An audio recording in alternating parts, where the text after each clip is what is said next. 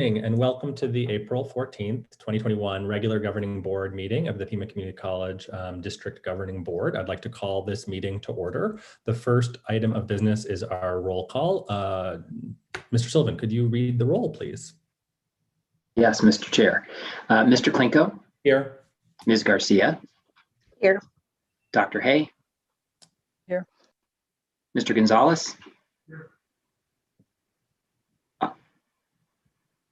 I'm sorry, I see you, Mr. Gonzalez. Thank you. Sure. Sorry, I could see you, but I couldn't hear you. I see you. Sure. Thank you. Mr. Chair, the board members are present with the exception of Catherine Ripley, who is absent. Okay, thank you very much. The next item of business is our public comment and call to the audience. In order to limit the spread of coronavirus, the governing board has suspended its normal public comment period. We have two people who have asked to speak this evening. The first is Denise Riley. And we have 3 minutes set aside for each speaker. Ms. Riley, are we able to elevate? Hi. Welcome. Thank you. Good evening, everyone. But actually, I think there's a few others that are supposed to go prior to me, if that would be okay. If that's not okay, please let me know.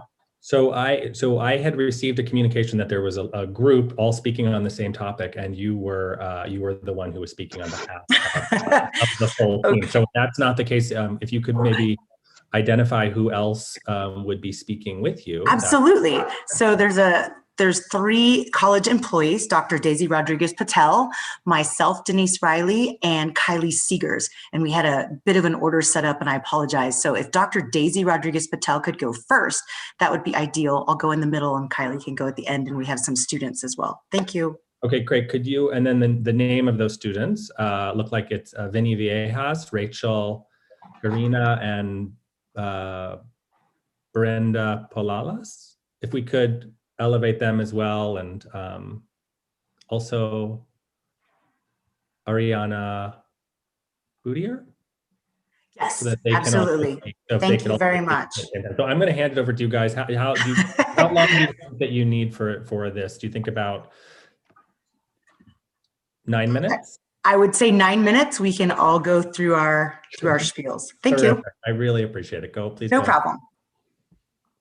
Daisy, Dr. Daisy. All right. Hold on 1 second. And if you could just be sure to turn your camera on when you're speaking, that would be great.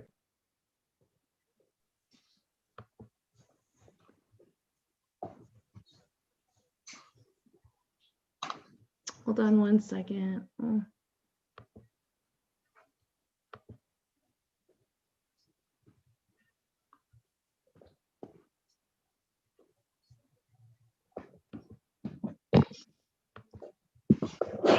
Can you see me? Nope. We can't see you, Daisy.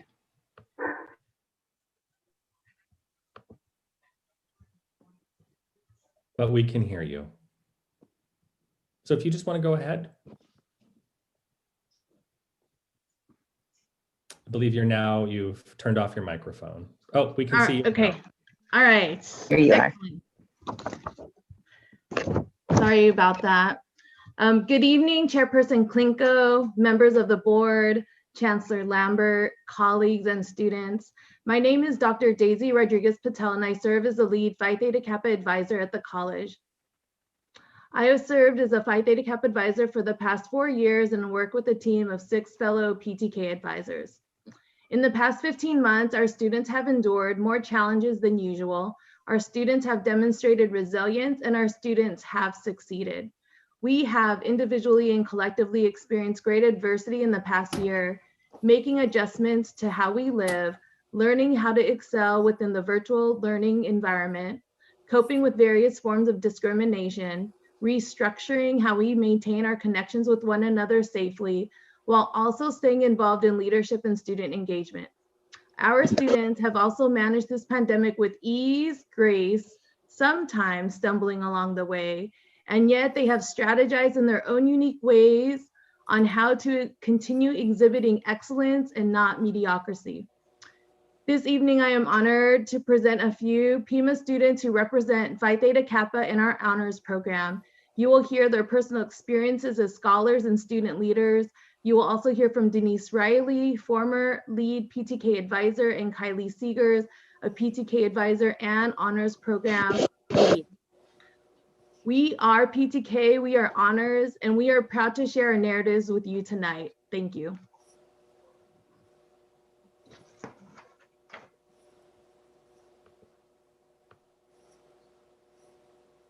Daisy, would you like to introduce who is next on the? Yes, I'll introduce Brianna Pomales. Okay. Brianna is our Alpha Beta Chi chapter president. And then Daisy, just to make this a little easier, as each speaker finishes, if you could just introduce the next speaker, that would be Okay, great. Okay, I will thank do you that. very much. Thank That way you. you can keep it in the order that you'd like to see it. Thank you. Okay, thank you so much. I know you want us to show our face, but I don't have the feature to open my camera. Is that That's okay. You can go ahead. Good evening, Chairperson Clanso, members of the board, Chancellor Lambert, and administration. My name is Brianna Pomales, and my major is chemistry. I am the president of Phi Theta Kappa and a part of the executive team of the Honors Club. I have recently been awarded the All-USA Scholarship with the honor of being a gold scholar and currently am graciously using the Pima Merit Scholarship. Phi Theta Kappa and the Honors Club have helped shape me into the person I am today. For me, going to a Pima Community College was never in my eyes. Family and friends kind of looked down on it. I never had the intention of applying to Pima until I noticed I couldn't afford a university, and Pima was offering me a scholarship. I put my ego aside that was built upon people's opinions, and it was the best decision I ever made.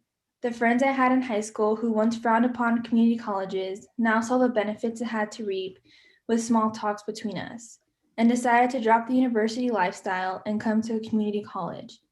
Entering PTK and the Honors Club uplifted me in ways I never thought. I immediately saw how much I could thrive in an environment that cares about its students rather than money. I took advantage of volunteer opportunities and soon was proud to say I am part of Pima Community College. Phi Theta Kappa and the Honors Club made me feel closer to Pima Community College and made me realize I am right where I belong, with smart, driven, and diverse students. Pima provides so many opportunities for students to thrive in the workplace and transferring to university, and I am happy to have been involved and to be speaking amongst you all today. Thank you. Thank you so much, Brianna. Next, we will hear from Luis. Good evening, Chairperson Klenko, members of the board, Chancellor Lambert, and guests. My name is Luis Coop, and I am an English major. I am the PTK liaison for Pima Community College Northwest Campus and a recipient of the All Arizona Academic Team Award. I want to say a few words regarding what PTK has meant to me as a non-traditional student who works full-time and is a proud father of 2 beautiful children. As someone who has many obligations outside of school, I hardly ever had time to interact with other students or clubs outside of the classroom. PTK gave me the opportunity to have meaningful interactions with fellow students and the opportunity to partake in discussions and be a part of the decision-making process. I always thought my obligations outside of school would be a barrier to my ability to partake in something bigger and more meaningful than a letter grade in a classroom. But PTK didn't see it that way. They saw my circumstances as an opportunity to be inclusive and extended a welcoming embrace to me. PTK has been many things to me, but more than anything, it has been the human element in an increasingly virtual environment. And I'm extremely grateful to everyone for that. Thank you. Thank you, Luis. Vinnie. Hi, everyone. Good evening, Chairperson Klinko, members of the board, Chancellor Lambert, administrators, faculty, and students. My name is Vinnie Vias, and I am major in pre-pharmacy. I made him leave. I am an officer for Pima Honors and treasurer for Phi Theta Kappa. I got involved with the honors program because, believe it or not, it was due to an IQ-placement test that I took for my chemistry exam. And through that, I was able to find out that I was eligible to join Pima Honors. And during my first semester, I took Honors 101, and I very much enjoyed it. So that is how I got connected with the Honors Club. Being a part of Pima Honors means to me that I'm a part of a community that values everyone. And it is like a family where everyone is working together and helps everyone out. I have got to work with so many people, and it almost feels like, I have known them from decades. Through Pima Honors, I have participated in several volunteering activities. And just to name a few, Casa Maria, VA Hospital, Goodell Metro, etc. And I have also led several leadership positions. I got involved with the Alpha Beta Chi chapter through Pima Honors Club, as they both work together very closely. Through Pima Honors and both Phi Theta Kappa has provided me mentorship, friendship, leadership skills, and has given me several opportunities to become involved with the community. Thank you so much, everyone, for listening. I really appreciate it, and I'm very thankful that I was able to share my experience with y'all tonight. Thank you so much, Vinnie. Next, we will hear from Rachel.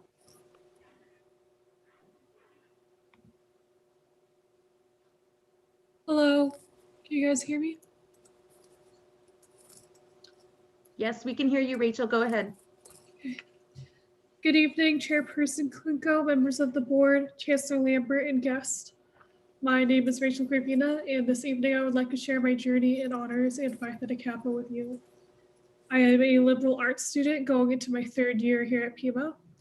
I am the current Vice President of Public Relations for Alpha Beta Chi and a future member of the Honors Office Executive Team.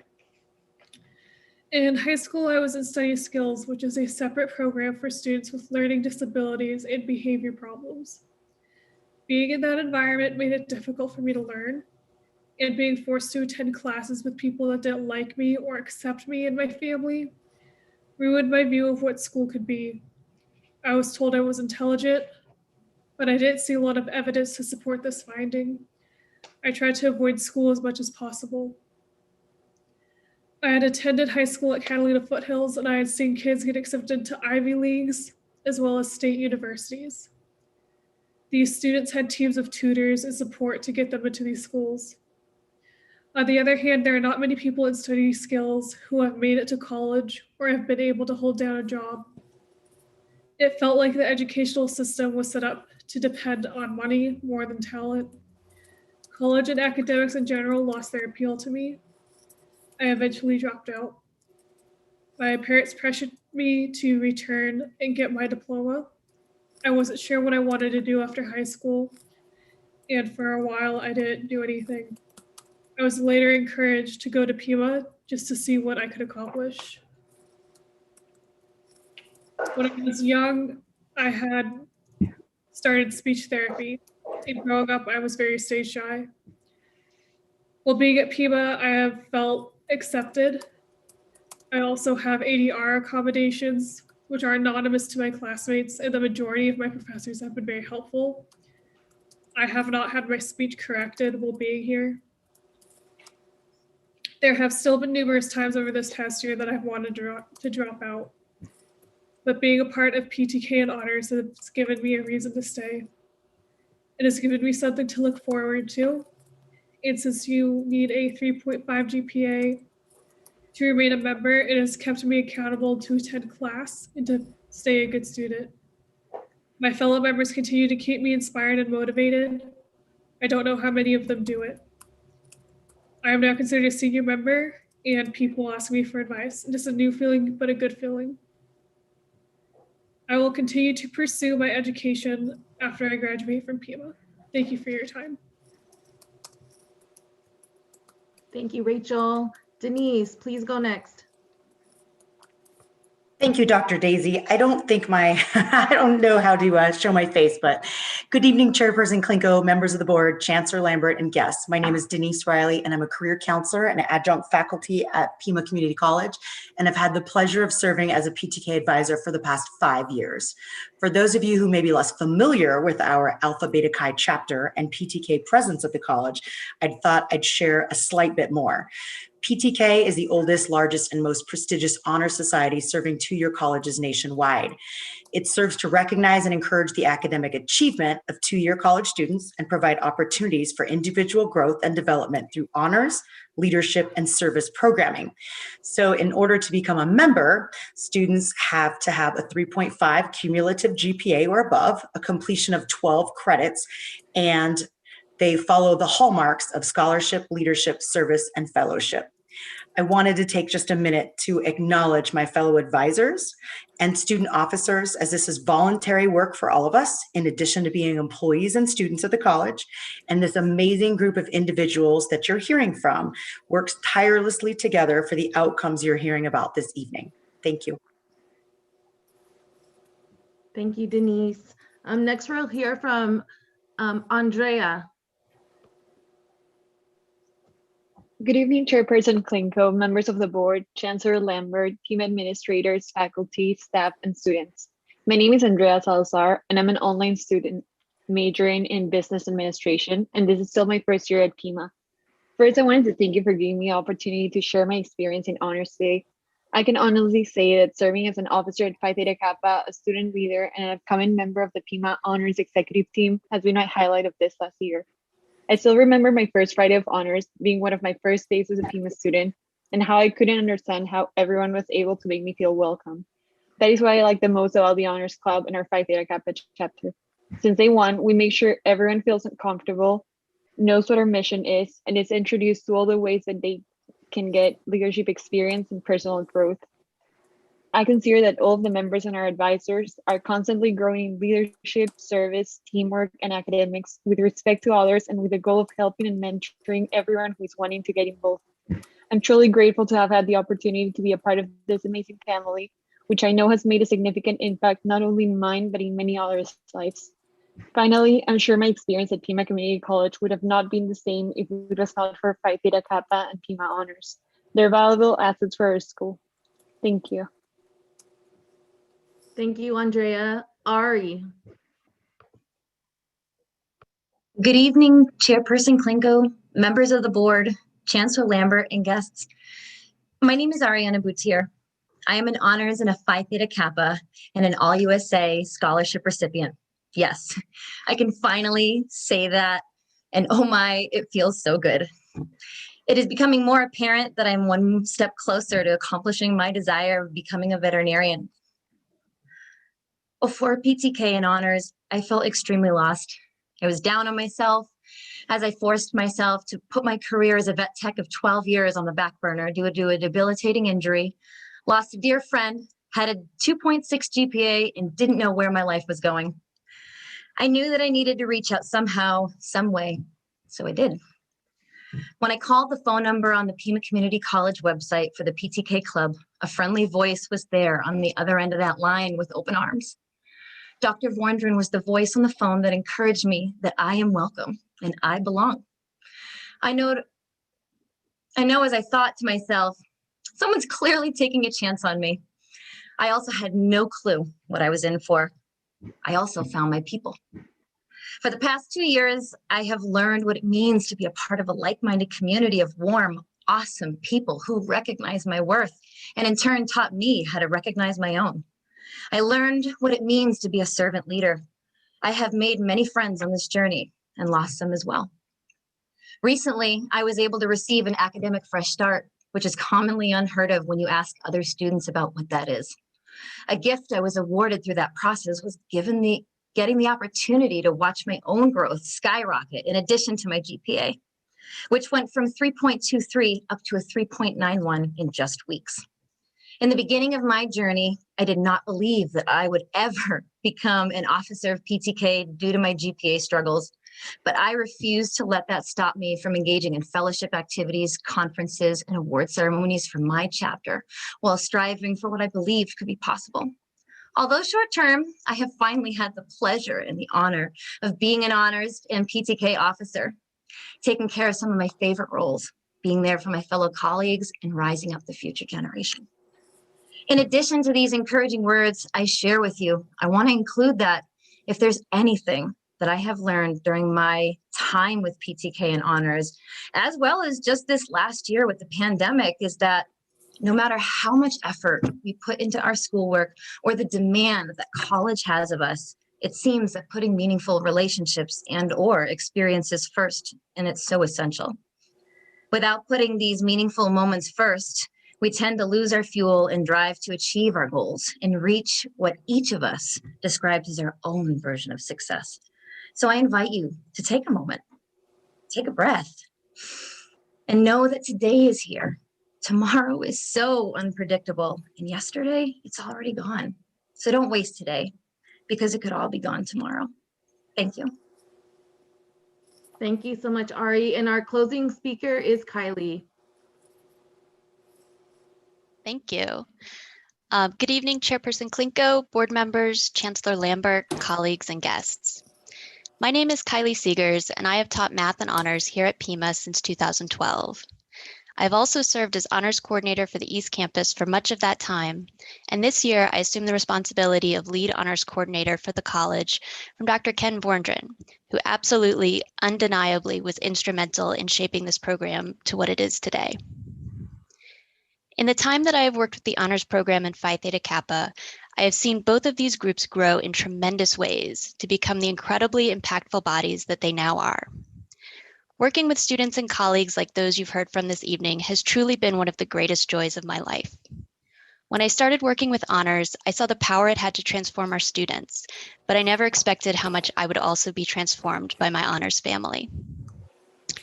The amount of good that is done by the students, faculty, staff, and administrators who connect to the program is unlike anything I've ever seen.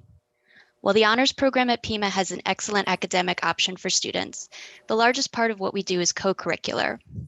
Our program, including Phi Theta Kappa and the Honors Club, gives students extensive opportunities to volunteer within the college and community, gaining experience with service and leadership while leaving a positive impact on the lives they touch. For those efforts, many of our students have been rewarded with life-changing scholarships that allow them to complete their college degrees with little or no debt. In the time I have worked with honors, I have consistently seen 10 to 12 of our most active members nominated to Phi Theta Kappa's All-USA Scholarship each year. This affords nominees a 60-credit tuition waiver to finish their bachelor's at NAU, ASU, or U of A.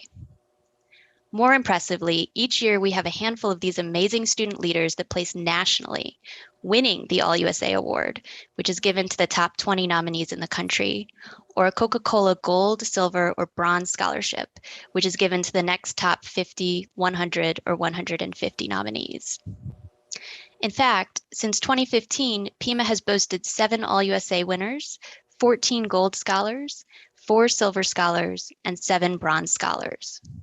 There are only a handful of community colleges in the country that have a record this impressive, of which most are much larger than Pima, such as Miami-Dade in Florida or Lone Star in Texas.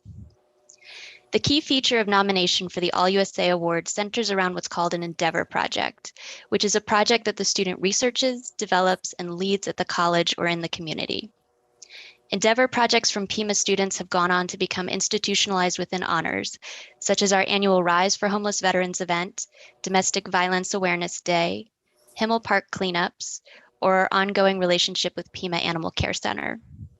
They've gone on to become nonprofits, such as Women Warriors Tucson, Lingui Language Lab Exchange, and hopefully soon Grow Academy, financial literacy workshops.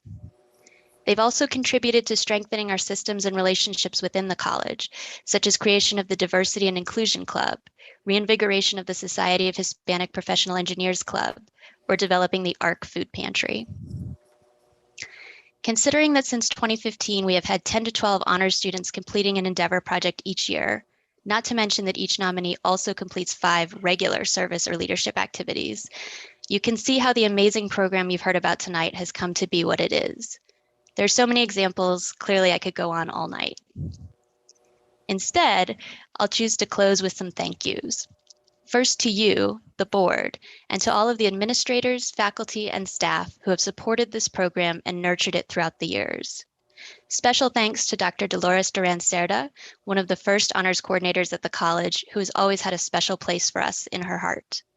but a double extra special thanks to all of the students who give so much of themselves in making this program the amazing juggernaut for good that it is. And please save the date for our Honors and PTK Award ceremony, which will be held May 6th at 6 p.m. We would love to have you celebrate this year's accomplishments with us. Thank you. Thank you, Kylie. And our truly closing speaker is going to be Clinton. So Clinton, please go ahead. All right, good evening, Chairperson Klinko, members of the board, Chancellor Lambert, Pima administrators, faculty, staff, and students. I'm Clinton Punter Gilbee. I currently have no major. I started as a PTK member and was pulled into honors with Ariana to help bring one of our volunteer opportunities back. I was last term's treasurer for PTK, this term's online liaison officer. As a regional officer for last year's term, as a regional officer with PTK, I got to help take our 3 regional conventions to a virtual format. We also added 7 new virtual events, including keeping your membership engaged, college transfer, where we had the 3 state universities represented. The last event, our regional convention, received a lot of positive emails. We recently had our international convention virtual. We had strong compliments on our performance in the awards area from our advisors, and from Michael Lopez and Dr. Justardin. I replied in that thread that Pima College is a community of people who encourage excellence, as though it is a natural outcome. There are over 1,300 chapters of International Phi Theta Kappa Society. 30 of those chapters, received a distinguished chapter officer team. Sorry about that. 30 of those chapters out of 1,300 received a distinguished chapter officer team award. Pima Community College's own PTK chapter was one of those chapters. I'm actually happy crying on this one. The 4 pillars of PTK, and that should be for honors as well. There's leadership, service, fellowship, scholarship. And I mentioned one there is to support each other in the 4 pillars. And I've seen that with these people I get to work with, well as advisors and students. I currently value the extracurricular activities over my classes right now. I have, through my advisor and my BCT instructor, been introduced to an incredible opportunity that is outside the classroom. I've not had the opportunity to serve and work with these powerhouses, both students and advisors. They have done service in community by organizing Homeless Rise, for an example. Our students are mostly in their early 20s and late teens. These community people we are dealing with, organizing with, are talking and dealing with our students as though they're worth dealing with, and they are. It is a natural thing. All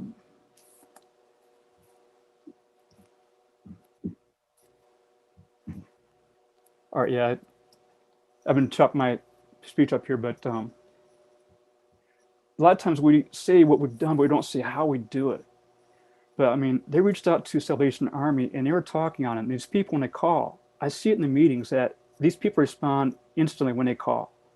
These are people in their early 20s and late teens that are organizing these events, and it's incredible. It's not that they see these ideas and advisors do it for them or for us. The students are doing the work, and it's incredible. I mean, I would trust these people to do a lot of different events. The people I did with the regional conventions are in the same boat. Most of them are a bit older than most of the officers we have on our chapter team here, but and from where I sit, these are kids, and they're doing excellent work, and they're getting incredible experience by doing this stuff. That's where the leadership comes in, the service, the fellowship, and the scholarship. I thank you much. You guys have a good one. Thank you so much, everyone, for allowing us this time. We hope you have a wonderful evening. Thank you. On behalf of the board, I just want to acknowledge and recognize the students who are taking their education, by the reins and really empowering their future through their participation in honors and PTK. It is really inspiring to hear these stories and to know that you are excelling academically and personally and professionally. It is why we are all here, and it really is very moving, and I want to thank you for taking the time to come and share this with the board. And to the faculty and staff and administrators who support this program, we want to thank you for everything that you do to keep programs like this dynamic and accessible and supporting students to achieve their goals. So we are so appreciative. Thank you very much. Okay, Looks like that concludes our call to the audience. I was trying to follow on the list. Andrea, just to double check, Andrea Salazar Caldona, I believe you spoke and you were separate from the bulk group, I believe. Is that correct? Okay, I'm going to assume that is yes. So thank you very much. The next item on our agenda is our remarks by the governing board. I will start. I just wanted to welcome and acknowledge that David Brodsky is here with us this evening. Mr. Brodsky is the new director of the Arizona Association of Community College Trustees and is visiting across the state to all of the different community colleges. And I just wanted to acknowledge his presence this evening and welcome him.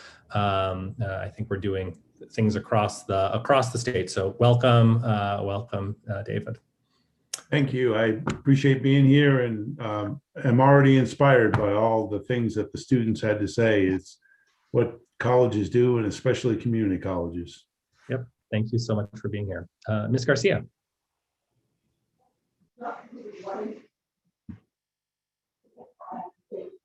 Any comments this evening? You're muted. I'm sorry, your microphone is off. Well, I just want to welcome everyone and hope everyone stays safe. And let's get that vaccine going, everyone. And that's it. Thank you. Thank you for that. Mr. Gonzalez? Yes, I just also want to welcome everybody too, but especially the students. They were very inspirational, and I think they're doing a great job. But no report today. Thank you. Dr. Hay? No comments, thank you. Okay. The next item on our agenda is our administrative reports. The first item is our mission update with Nick Richmond, Vice Chancellor for Strategy, Analytics, and Research. Dr. Richmond, you have 5 minutes. Chair Klinko, members of the board, Chancellor Lambert, colleagues, and guests. I'm here this evening to provide a very brief update on the status of the mission review process. I'll share my screen for just a couple minutes so you can see the latest statements.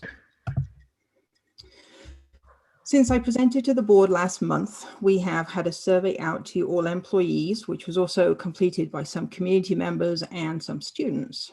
To gather additional input on the mission fulfillment framework, we're trying to ensure we are as broad as possible and inclusive of different perspectives.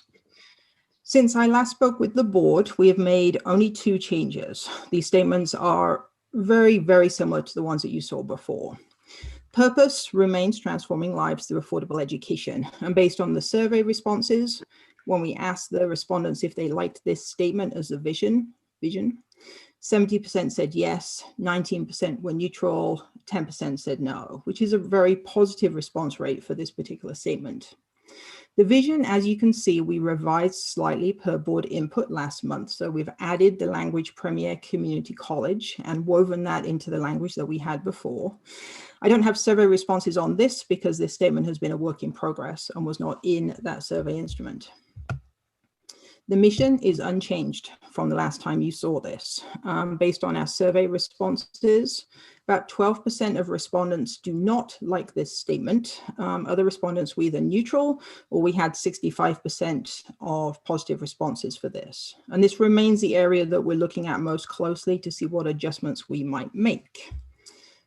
And then finally, we have the behaviors. We made one minor change here for the behavior description for innovate.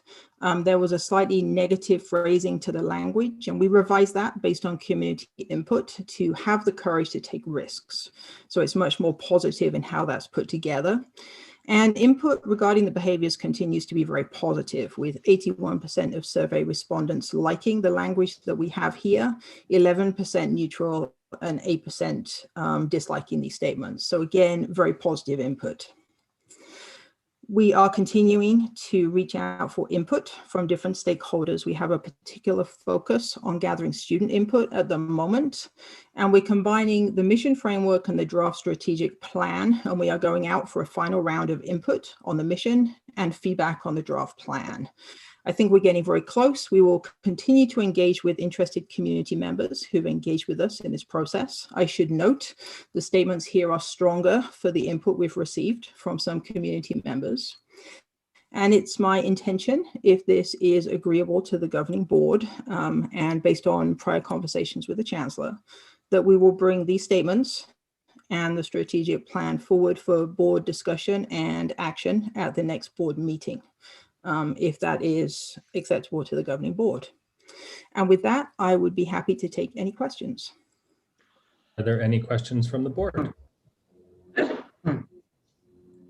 Okay, so a couple things. One, board member Ripley isn't here this evening. It would be great to touch base with her, outside of the meeting context, to just make sure that she is also equally comfortable. But I just want to really reiterate that that for the board, that this is what we would actually be voting on. We wouldn't be tinkering or making additional changes at the table when the item comes. We're trying to avoid that from happening. So if there is any additional feedback or input, now would be the time, or of course you can reach out to Dr. Richmond through Chancellor Lambert's office.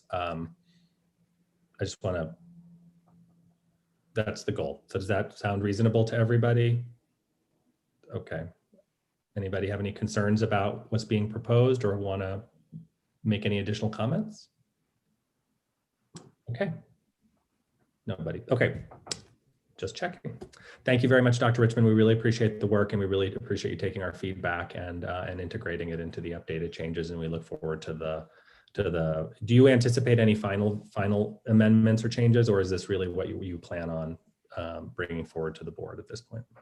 That's a great question. I anticipate at this point that these will essentially be the statements that come forward to the board. We are continuing to look at the mission statement just because with 65% positive responses, about 22% neutral, we are taking a look just to see if there are changes we can make to kind of shift that a little bit.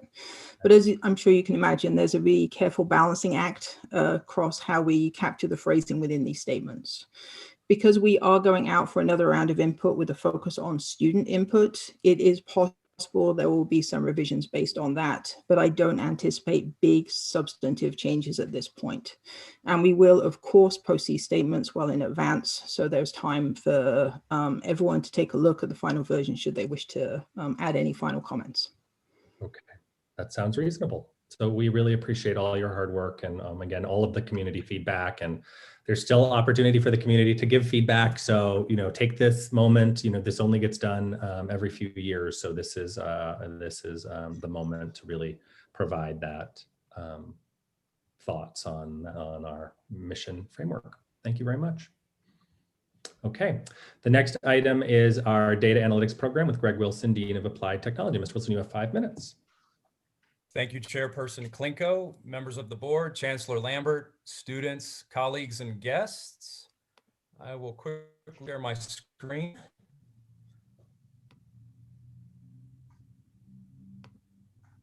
And I'm just going to take a few minutes to go over a new data analytics certification that is being offered by Train in partnership with NC3. And before I get into some of the details, I want to be very clear that this is an entry-level certification. As you can imagine, with data science, it covers so many different industries. It really takes going through training and then work experience, work-based learning to really advance. So just want to be very clear that this is an entry-level certification. And while I represent Applied Technology, this is actually information that I've shared with a few other deans, because as we go through this, you'll see that it really does apply to many different industries and of course our programs. And so we'll just kind of get into the what, the how, and the why. This certification is really helping students understand how data can be used and analyzed. And while I'm presenting this from a program standpoint, as I'm sitting here, I'm thinking this is something that employees could use as well. So what you'll see is that this certification really helps a presenter collect data, analyze it, and then present it so that it means something. Big data is everywhere, right? I mean, we hear this term a lot. And so this is an entry-level certification that really addresses different questions. We've certainly talked about Industry 4.0. What does that mean? But how do you tell a story when you're going through this type of certification? I've borrowed all of this information from Train, and we actually had a full-time building and construction faculty member, Jim Russell, go through the first group of certification attendees in the country. And this is actually level 1 of 5 different levels. So to kind of give you the framework, level 1 and level 2 are both entry level, where we teach students how to use data, analyze data, and then you apply it to a real world situation, right? So if you're looking at the spread of the virus, you could do it for tectonic plates. I mean, there are so many different applications where you can collect. And this certification will actually have students go through, look at data, and then apply it to a real world project or a capstone. So you do that in the first level, pretty much the same thing in the second level. It's not until you get to level 3, 4, and 5 where you really start to get into a industry. And so for this in particular, for building and construction, we would use those higher levels for our students to analyze energy and sustainability data. I'm sure you're familiar, with our ongoing partnership with Train. I know we'll be presenting more on Monday, but it's the type of experience that really exposes students to how they're going to use data in the real world. So we're really excited to be partnering with Bill Ward and his team, because we're going to be able to build a virtual learning living lab where our students tap into data about downtown campus. And so it puts them, as opposed to just working on a mobile trainer when it comes to HVAC or automated building systems, they actually get to see how the building is working and then analyze and diagnose. I talked about what it was. Here's a little bit about why it matters. You just enter data science or the importance of data in so many different career paths. There's plenty of evidence to show how it's going to work. So kind of going back to my earlier comment, it can be used in any one of our academic divisions, but also just for Pima employees as we communicate. Also wanted to quickly specify that levels 1 and 2, as we present the information for students, that there is no cost. This program uses Tableau, which is an open software, freely available. So for those first 2 levels, there's actually no cost to implement that. Again, once you get to levels 3, 4, and 5, you start getting into your specific program areas. Then you would look, in our case, for building and construction, that would involve a cost at that point. Why does it matter? Because it affects so many different areas. Just want to go through this one slide. I mean, you can just look at all of these different career paths. Dr. Richmond, I talked to her briefly. If you see number 23, again, it's just an entry level where we're just kind of introducing students to what it could be, and then they can go through any one of these levels to continue. This is also important for our program because Train also has a partnership with JTED. So we have plenty of dual enrollment partners when it comes to building and construction. And so this would be a continuation for them to go from their high school to Pima and then take the higher levels. And just last slide, just to interest you with some of the data and why it matters. You can just see how much data will be shared. And again, it doesn't mean anything unless you can explain it and tell the story. So we're excited that we're starting this process. Our faculty will continue to go through the certification as we integrate it into the building and construction program in anticipation for the renovation ST building at downtown campus. So just wanted to give you that brief overview, and I'm certain we'll share more as the program continues. Are there any questions for Dean Wilson? Okay. Oh, Ms. Garcia. Just. Oh, no, we can hear you now. Okay, just a question. With all this, it sounds really interesting, and it looks like it's an application that can be used. And I guess my next question is, have you gone out to see what the industry thinks about this information and how they can use it? I mean, I know you have all these things down as to, you can use it in all these applications, but will they accept that training from a student of ours? Yeah, great question. And my emphatic answer would be yes.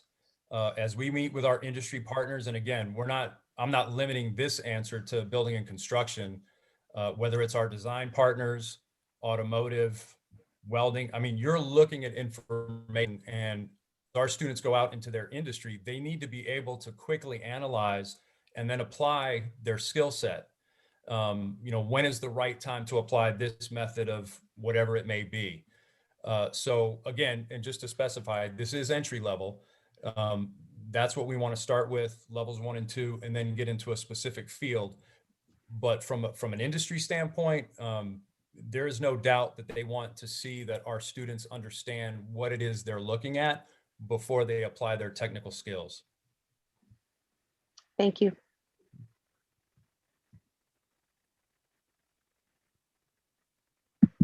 So no additional questions? No. Okay, thank you, Dean Wilson. We appreciate the update. Keep up the great work. Thank you. Next, we have an enrollment update from David Ariano, our Dean of Enrollment Management. 5 minutes. Thank you, Chairperson Klinko. I trust that you all see that there. We do. So, okay, great. Good evening, Chairperson of the board members, Chancellor Lambert, colleagues, and guests. I'll be providing you with an update from Enrollment Management.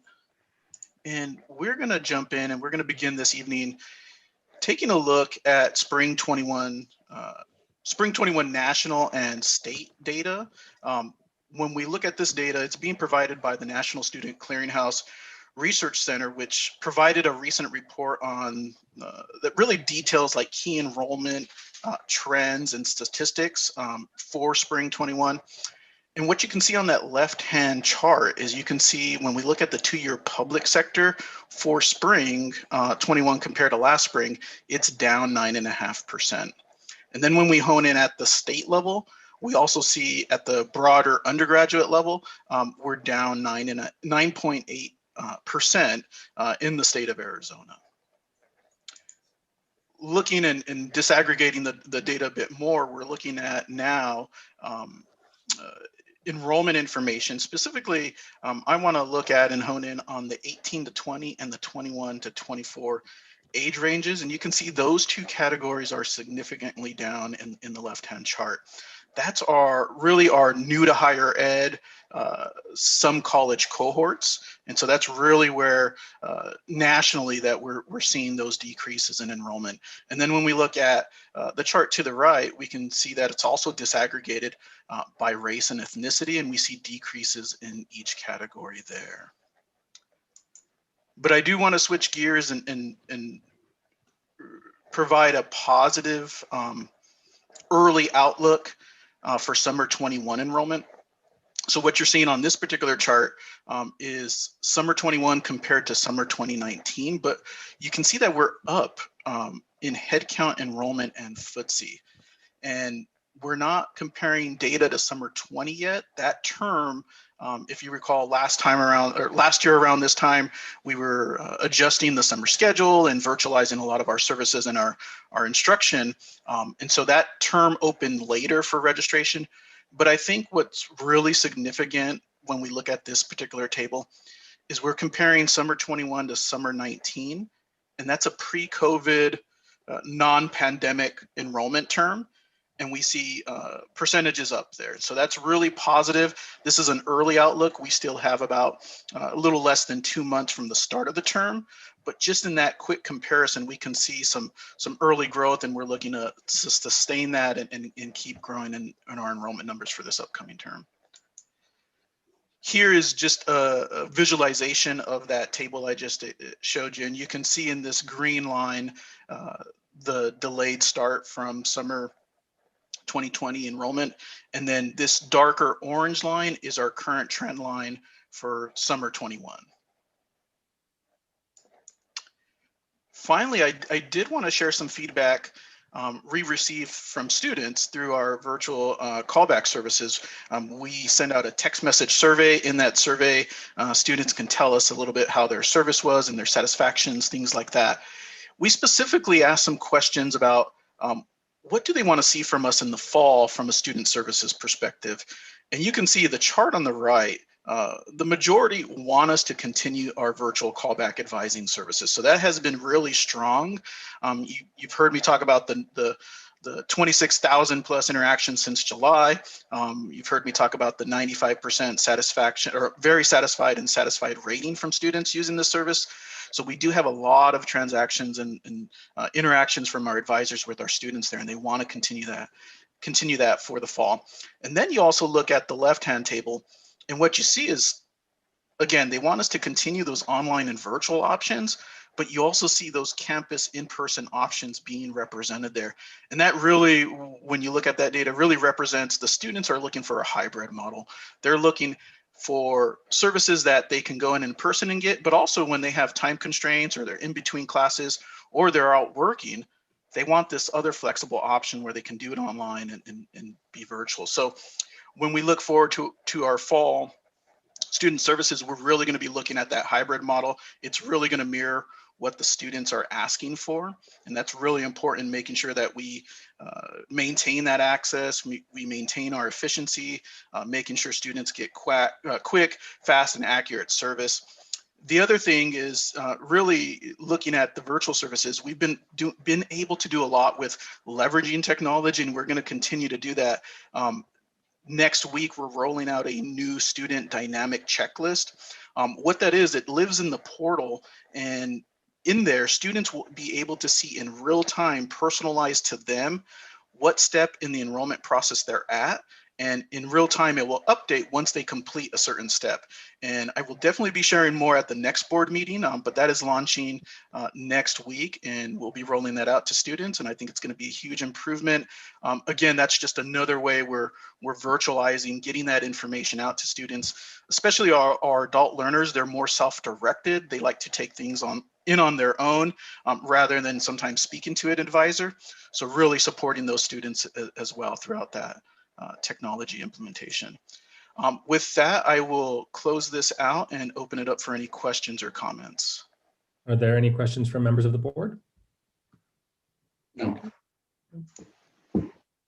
David, thank you very much for all the hard work. We really appreciate you coming month after month to give us updates. We know the entire team is working to re-engage these students. And I think I speak for the entire board when we say, we have to be aggressive and find ways of connecting with this cohort that we lost. I mean, 18%, those students are still out there. And so finding them and re-engaging and keeping the pace with the board, with the students who would be enrolling anyway. I mean, we should hopefully be able to get net gains over the next years just from that loss, but let's figure out how to connect with those students, because let's not have I think about the impact of those students not enrolling into Pima College and the long-term effect on their lives. So let's continue to find ways to do it. So thank you so much for all of your hard work. Thank you, Chairperson. Okay. Next, we have a presentation on Hispanic Serving Institutions with Dr. Dolores Duran-Certa, our Provost and Executive Vice Chancellor for Academic Excellence. Dr. Duran-Certa, you have 5 minutes. Thank you. Good evening, everyone. Chairman Klinko, Chancellor Lambert, board members, representatives, colleagues, and guests. It's my pleasure to provide you with an update on Hispanic Serving Institutions, accelerating Latino student success in higher education. So can you see my slides? We can. Yes. Thank you very much. Okay, excellent. So today it's very timely that I'm giving this update to you because this week has been the Haku Capital Forum. And precisely today we had congressional visits all day long, and we saw all of the various representatives in the state of Arizona. And with them, we had Pima Community College representatives, Cochise College, Phoenix College, Ottawa University, the U of A, NAU, and ASU. And I just would like to say, just like we heard from our students this evening, the students that represented Pima College were fabulous. They were outstanding in being articulate and advocating for HSIs, and particularly Pima Community College. They were so articulate. And one of them was Gabriela Parra, who is studying natural resources and Mexican American studies. And she also will be our commencement speaker this graduation.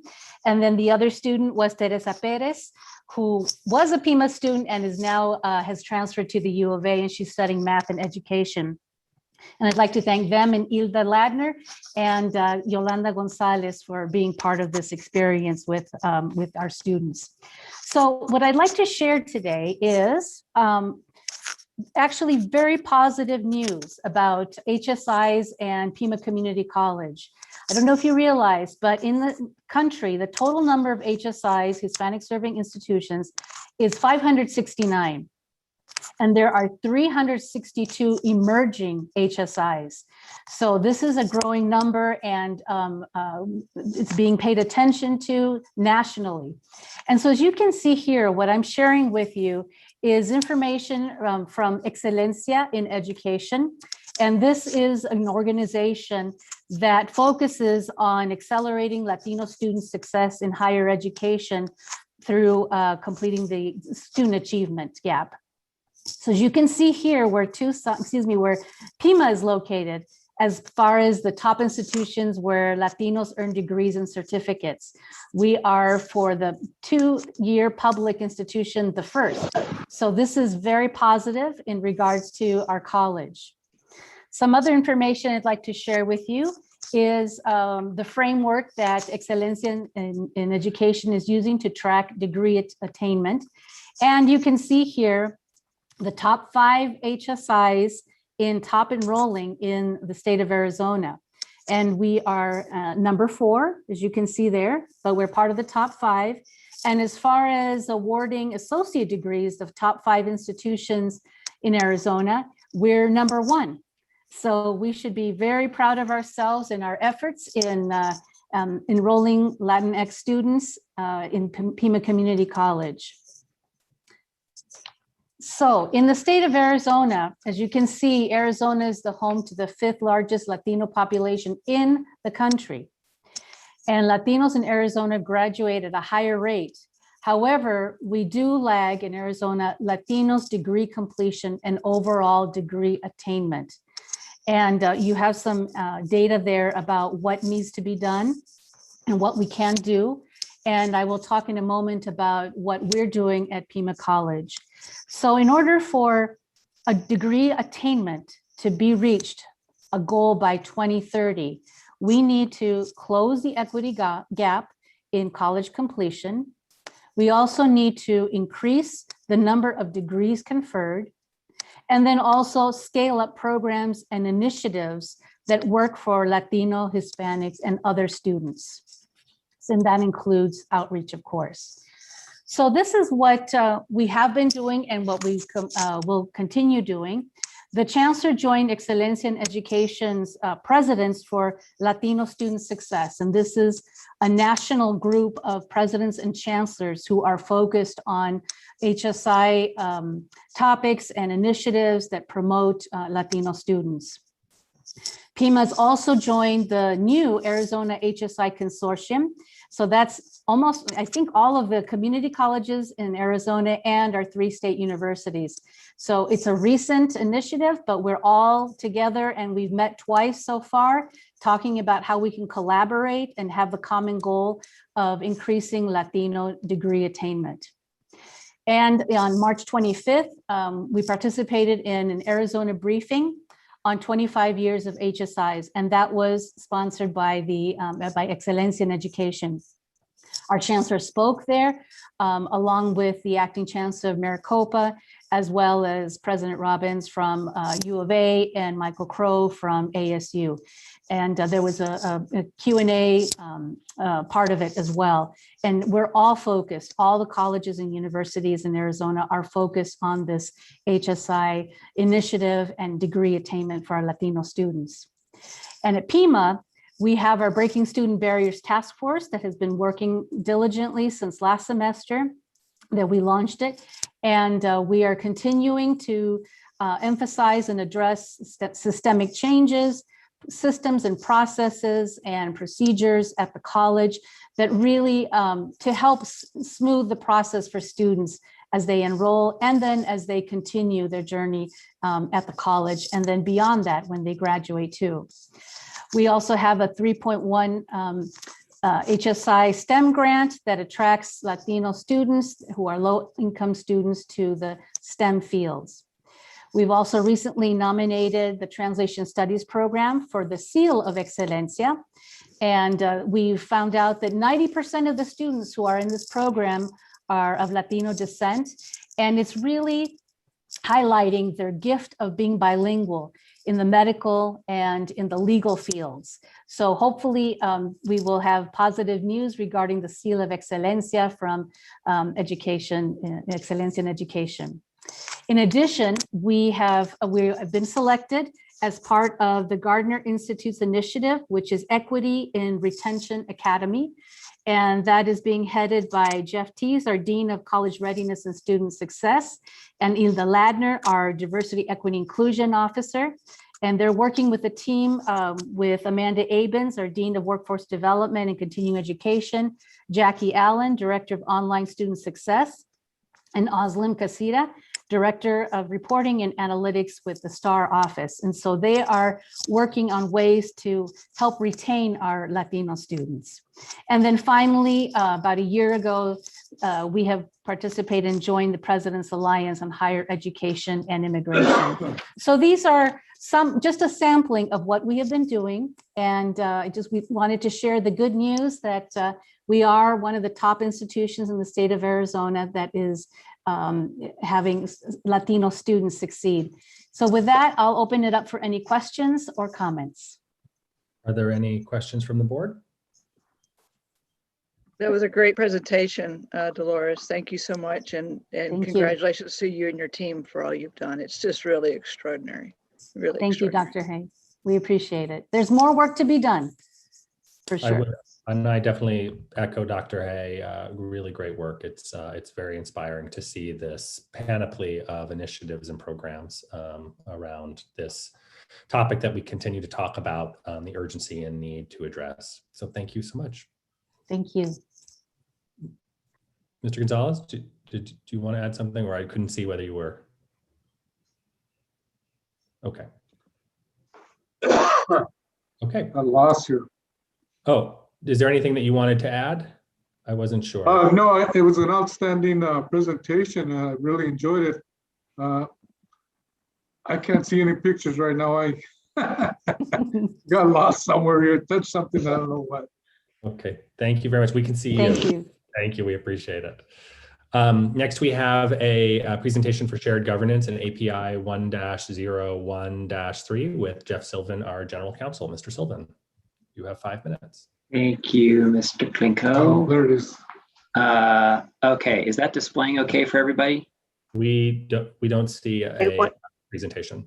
Okay, then that means no. Sorry, I've been in every board meeting for the last year and I haven't had to do this yet.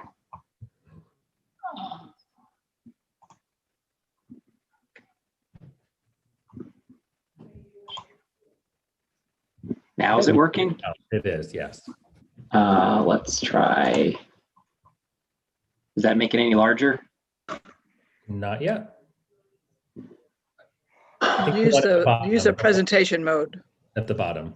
Yeah, that's what I There you go. At the very bottom, that one there. tried to do. There we go. I tried the one at the top. It didn't work. All right, thank you. Okay, so this presentation is at the request of the board. At the last board meeting in March, this AP was originally going to be an information item. Some concerns were raised and comments were made that suggested perhaps there hadn't been a sufficiently collaborative process or we didn't follow the right process. So what I thought I would do is provide some of the bigger context, kind of an overview of the process, quickly walk through the major steps that we're taking with this particular one, and then tell you about what we're doing to finalize the work on this. And then, of course, address any questions you might have.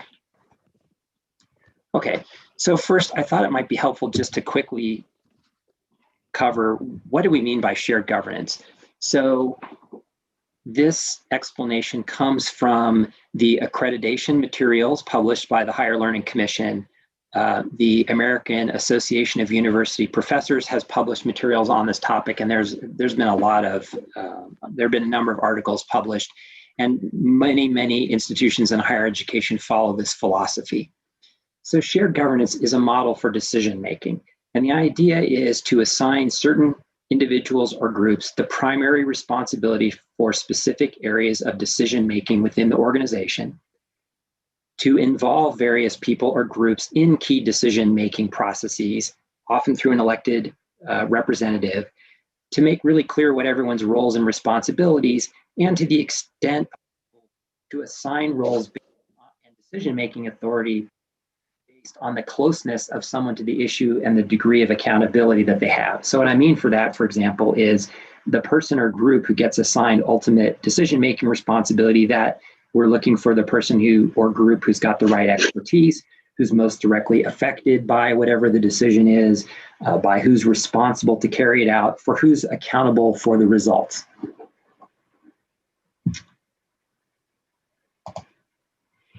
And at Pima College, we have developed processes to help define what shared governance looks like depending on what situation we're talking about. So in this particular case, what we're talking about is how we develop administrative procedures. So administrative procedures are the roadmap for how an operational unit of the college will attempt to carry out or achieve a policy set by the governing board, a goal set by the chancellor, some other large-scale objective. This is the how that unit's going to go about doing it. It sets the general framework, decision-making authority, timing, responsibilities, etc. So we have a shared governance type process for the development of administrative procedures. And in that process, there's a sponsoring unit. So it's typically one of the larger operational units of the college. It might be facilities, it might be the provost's office, it might be finance, etc. Because that unit takes the lead and is responsible because that's the unit that is primarily responsible for carrying out whatever that function is and has an administrator who's ultimately accountable for making sure that that function is carried out effectively and properly. In developing an AP, that unit solicits input from stakeholders, a group of individuals who, because of the way they're going to be impacted by that process or because they have relevant expertise, has input solicited from them. Their input is considered by that operational unit. They come up with what they're proposing, the administrative procedure B. They submit it to the chancellor's office, both so it can be, we can coordinate the rest of the process and to just make sure is there any legal implications of what's happening. That then proposed administrative procedure or change to an administrative procedure goes through the different governance groups we have at Pima College. That's, for example, all college council, faculty senate, staff council. So those groups can provide feedback. We also post the proposal for 21 days on the college website. So anybody who has an interest can comment. The governance groups, when they review the administrative procedure, can ask to have a representative from the sponsoring unit come and discuss with them whatever questions there might be, provide clarification, receive input, etc. The unit collects all that information. They respond. They write responses to the particular comments. The comments, along with the responses, are published. The unit sponsoring the administrative procedure makes whatever changes they think are necessary based upon the comments. The document is finalized, then it's typically posted, provided to the board as an information item. It's published on the college's website. We now have a new AP or revised AP. In this particular case, we're talking about an administrative procedure to regulate the process for how units develop standard operating procedures. What's a standard operating procedure? Well, that's a set of instructions that a unit follows and that the people they work with follow in order to carry out a certain function. So for example, when faculty want to prepare a syllabus or develop new curriculum, there's a process they're supposed to follow. If I'm a college employee and I want to go on work-related travel, there's a process I follow to get that travel approved and paid for. If I'm a student and I think I need some type of accommodation so that I can be more successful in a class, there's a process I follow in order to get that accommodation. So that's what we're talking about. And there's lots of them. They've been at the college since it started, a very broad variety. right now, there's no framework for how those are developed. And the purpose for this particular AP was to provide a basic framework to provide operational units with some guidance about how to go about preparing standard operating procedures. So in this particular case, the process began, the process began before the process began, in a sense. So my colleague in the legal department and I had gone to the different governance groups and talked to them about the overall process, because we were working on a variety of higher level administrative procedures that basically set the framework for different processes. So first we went to these groups, we kind of set out the general process, and we let them know that we would be contacting them because we were going to put together a group of stakeholders to work on a variety of administrative procedures, including this one about standard operating procedures. So with that introduction, we went out and solicited membership in a stakeholder group, and what you see before you is the list of people and the areas that they represented who participated in a stakeholder group. So we wanted to get we wanted to get a whole range of perspectives to be inclusive. So next what I have, so I just wanted to let you know who had been involved at the outset. So this chart shows you the main steps on the left side of the standard process for developing an administrative procedure, which I described a couple minutes ago. And on the right side, it shows you the dates of when things happened with this respect to this particular AP. So as I mentioned, there were a variety of presentations talking just generically about the process. There was a request for individuals to serve in a stakeholder group. We prepared a draft to get the conversation going. The stakeholder group met over the course of a couple of months, provided input, revisions were made based upon that input. And then there was a very long pause for a variety of reasons. There were some other administrative procedures that we thought needed to go first. The pandemic hit, other things became a priority. There was a long pause. So work resumed in late 2020. There was notice sent to people that we were going to be moving this again, and the draft went to the different governance groups. There was a little bit of feedback received. It also went to, there were some additional meetings with some representatives from the faculty and other areas of the college to get some additional feedback on the process. Then the All College Council, which they have the right to do, decided they wanted to pull this AP from the regular process for further work. There was some discussion between legal department and All College Council. There was some further discussion amongst All College Council, the result of which was All College Council didn't agree collectively on what some of those next steps should be. Nevertheless, they did provide some faculty through All College Council, and then directly did provide some additional input on this draft, and that additional input was considered and further changes were made.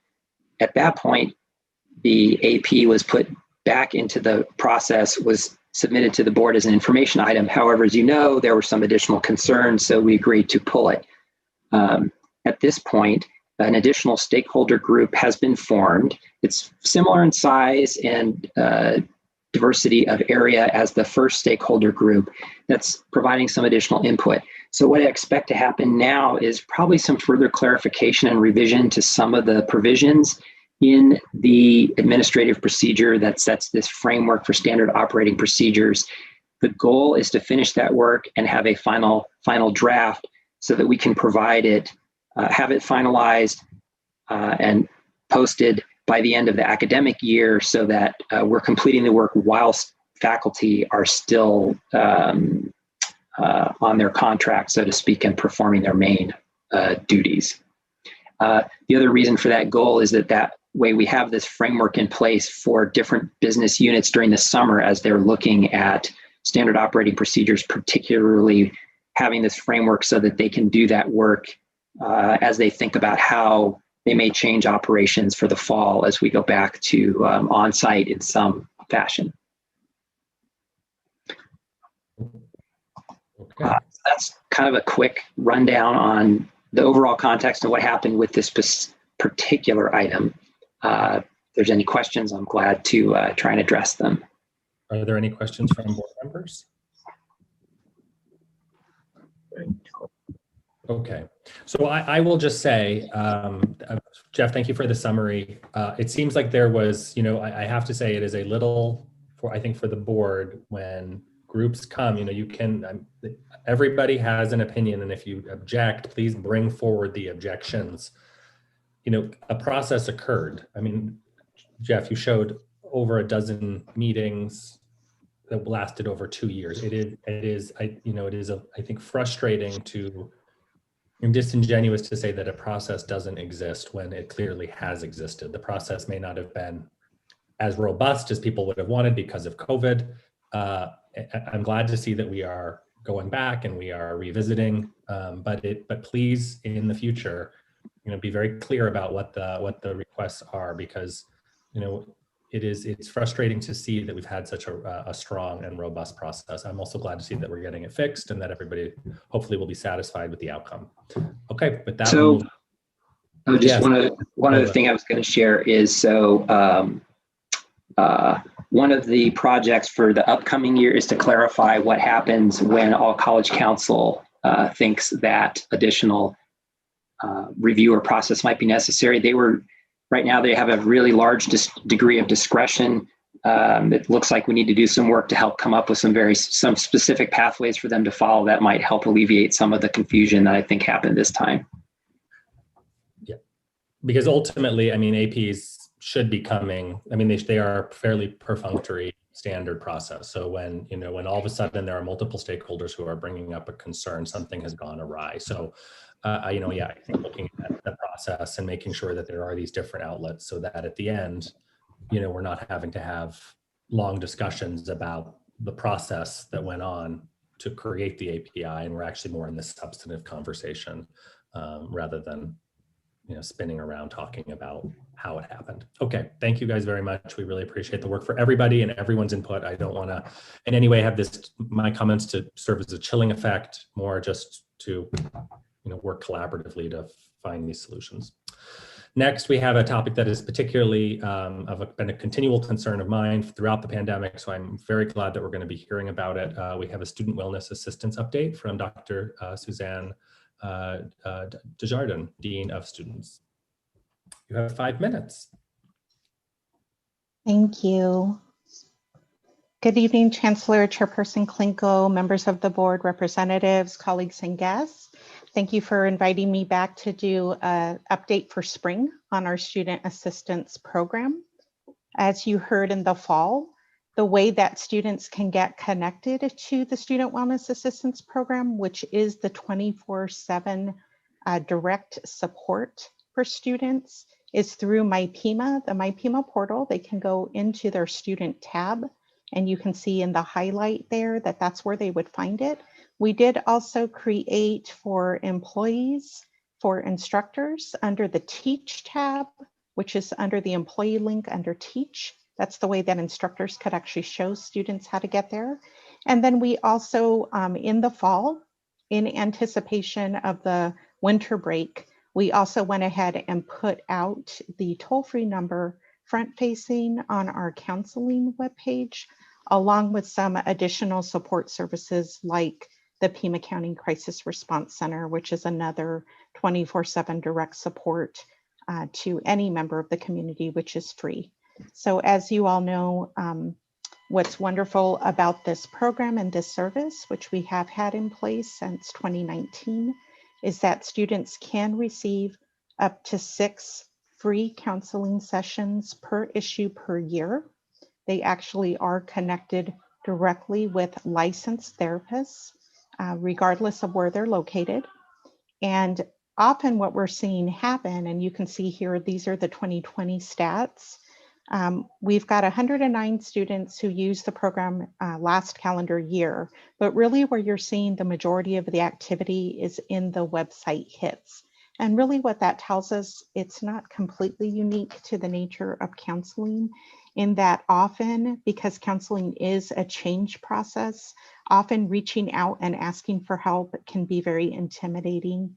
And so the numbers of direct service don't necessarily translate to the experiences students may be having. And that is where, again, I think the website links do translate. What this tells us is that within the portal itself, there is a wealth of information of articles, podcasts, webinars, self-help materials, community resources, just a treasure trove of materials that students can find and get connected to. And so we do know that students are absolutely going into the portal and using those materials and getting connected that way, in addition to those direct service numbers.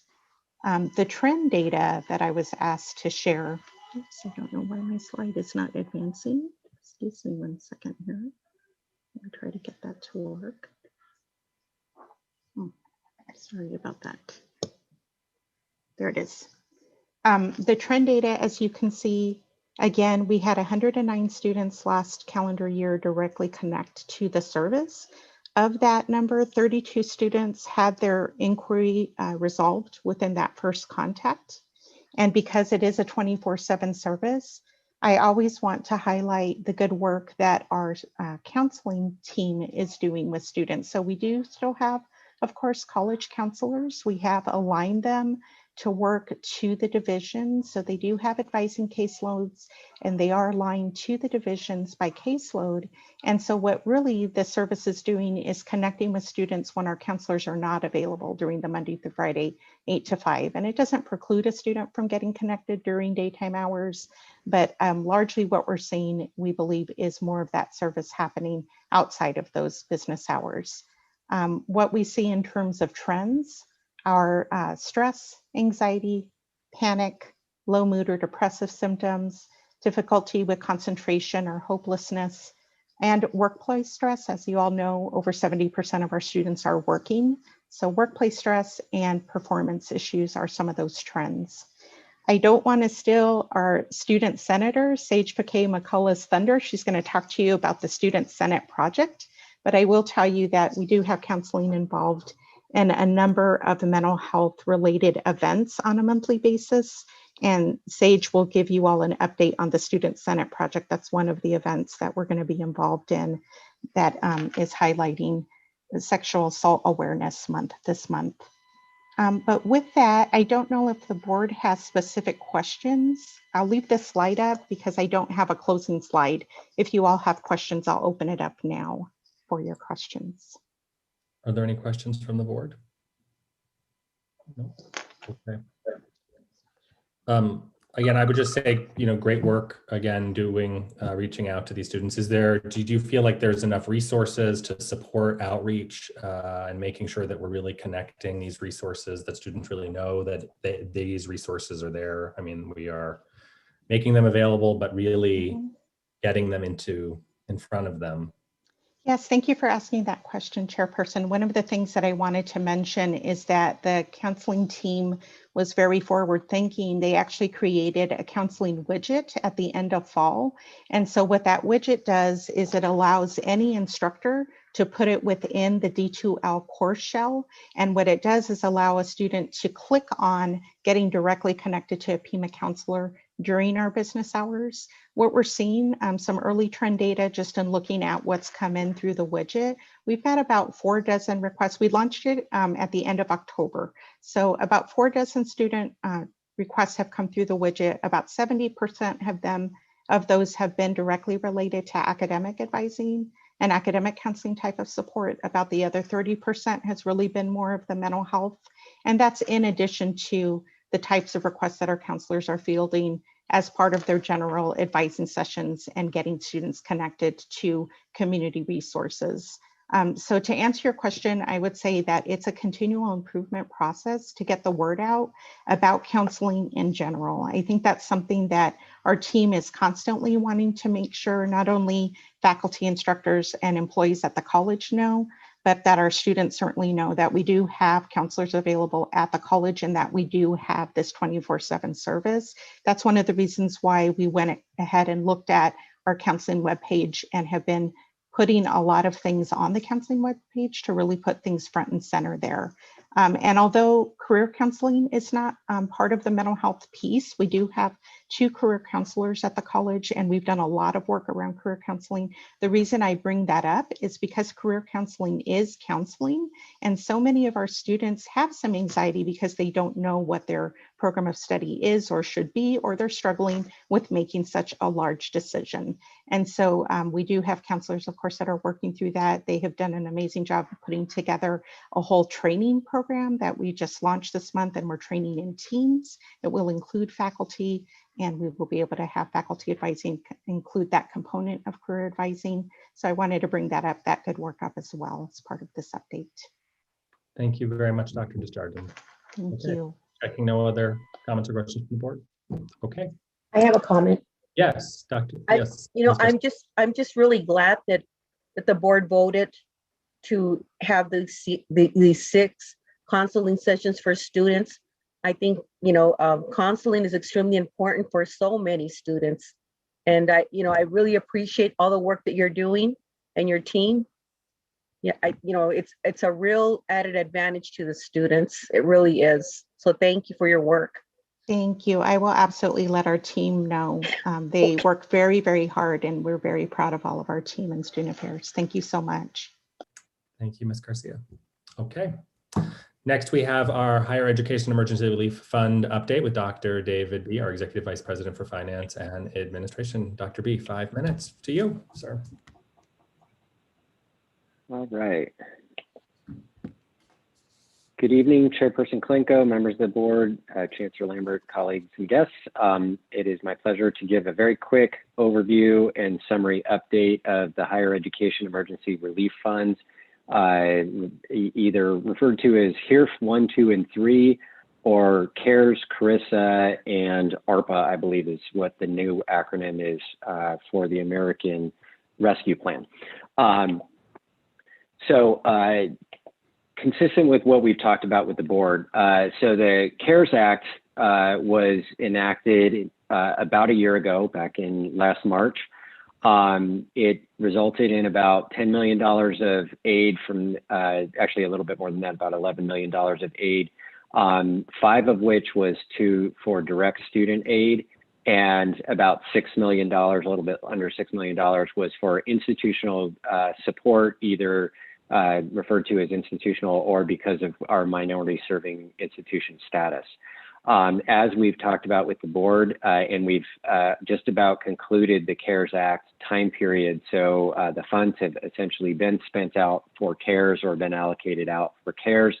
And as we talked about, we were funding up direct student aid, creating technology, adding technology for a lending program through for laptops and mobile hotspots for students, adding in employee technology for faculty and staff who needed to have laptops available, software licensing for us to shift to a virtual environment, test proctoring services, et cetera, et cetera.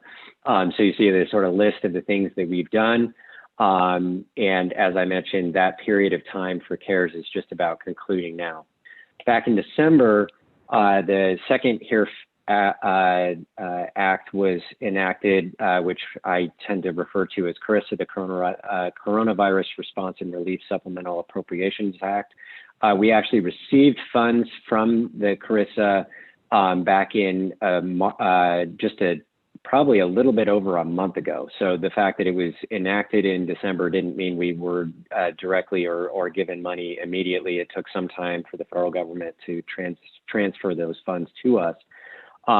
We put together a group, a college-wide group, to talk about how best to utilize the CARISA funds.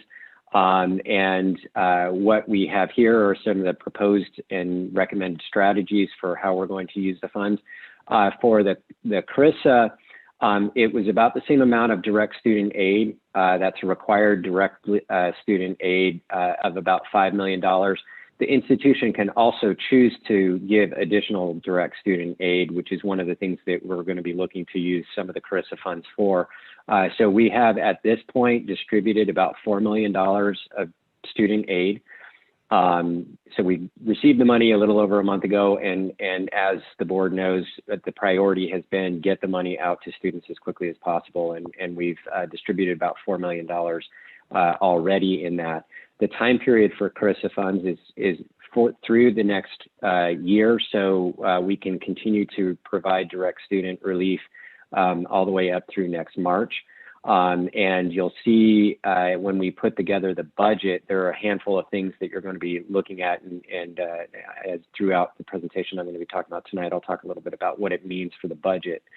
As you can see, there's a much larger amount of institutional aid coming in from CRRSA, and about double the amount for the minority serving institutions. So there's a fairly significant amount of money coming into the college. One of the best parts of CRRSA is that it enables colleges and universities to use the funds to recover lost revenues that they experienced as a result of the COVID pandemic. And the clarification that's recently come in, fortunately, is really good news for the college, which is we can go back to March and look at the lost revenues, lost tuition revenues, lost investment revenues, lost auxiliary services revenues, and we can use the federal funds to offset that. That's really good news, because that creates a bridge for us as we go into the budget that essentially says we can compensate ourselves for this lost revenue and really create a stable budget situation. Rather than looking at a budget that would be in deficit, we can use the funds to sort of supplement our lost revenues and create a stable budget and do a lot of the things that the college has been prioritizing, student success initiatives, first and foremost, and the other initiatives that we've talked about with the board through the priorities from the Proposition 481, and then also with the governing board priorities that we've talked about. So what we're going to be doing is building a budget that folds in some of the CRRSA money that, again, is enabling us to build this stable budget that's going to go into the budget. And then the other thing that we're looking to do is reinvest into the infrastructure that we need to get students back in to the college, create the safety protocols and procedures and services necessary to have students come back as safely as possible, and also to upgrade the digital infrastructure that we have, including adding in HyFlex classrooms, which are HyFlex classrooms are classrooms that can be taught, either the students can be on site or they can be remote, and they would be experiencing the same class, and the technology in the classroom enables that kind of an interaction.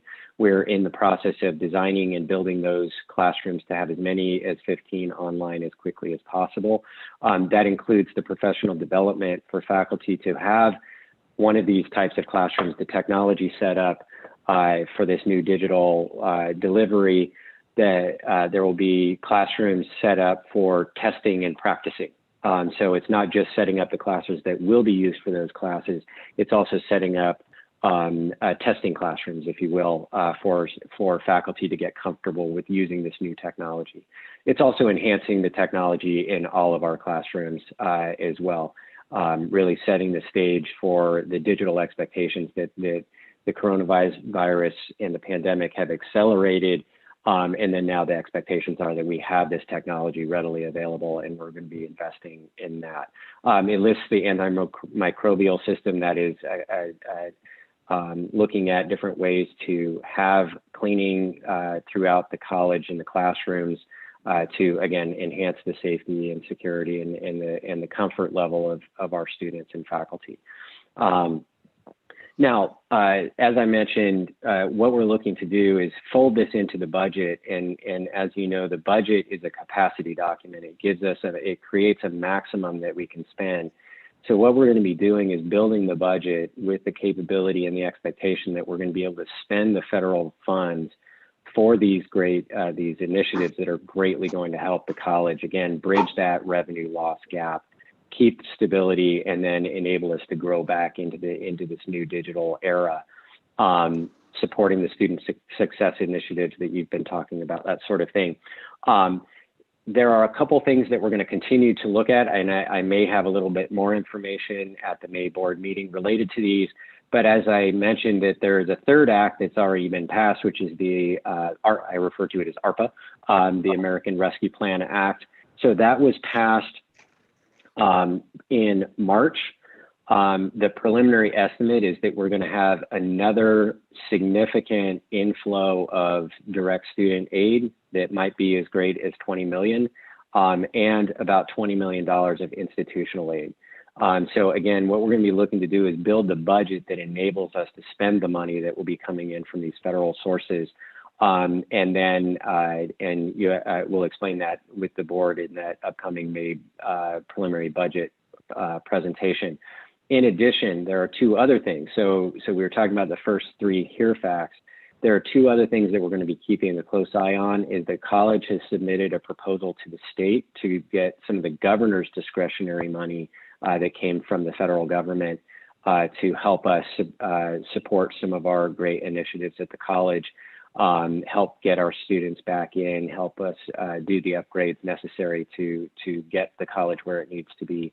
So there's additional funding that could potentially come from the states. We're keeping tabs on that. And then you all have, I'm sure, heard about the pending infrastructure bill. That also could have money going to community colleges. There was definitely a conversation early on in that bill, and there's a lot of discussion going on. So we'll see how it comes out in the end.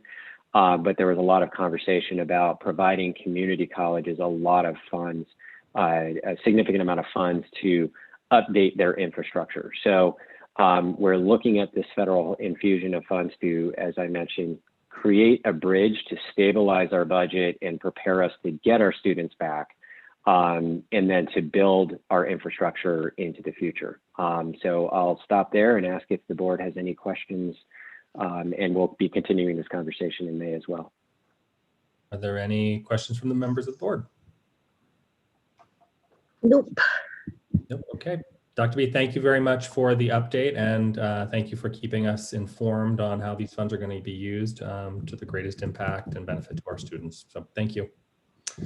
Great. Next we have our reports by representatives of the board. Our first is our student report by Say McClellan. Hello, thanks for having me. You have 5 minutes. Go ahead. Thank you. For virtual adult education, AVECC Student Engagement Program continues supporting students virtually and encourages them to participate in different adult ED and Pima programming. In our continuing partnership with Tucson Federal Credit Union, we will offer free virtual financial coaching appointments for students. This is building on all the financial literacy and wellness programming that we have been able to offer through this partnership. For Virtual Student Life, there will be the annual Student Leadership Awards. Nominations are due by April 23rd. Winners announced May 3rd through the 7th, 2021 via social media and email. Student Life's annual Leadership Award ceremony is virtually throughout the week of May 3rd through 7th. This will be the third college-wide Leadership Awards and the second announced virtually. For virtual first-year experience, we have the Online Connect U via D2L. As of 3/22/2021, there have been 141 students who have completed this program. There will be Popcorn with the Program, Adult Series Money Manners, Faces of FYE, the Passport Program, and upcoming events such as Career Cafe, PWAP on Wednesday, April 7th, which is education via Zoom. And then for the Virtual Student Senate, there has been a slight update.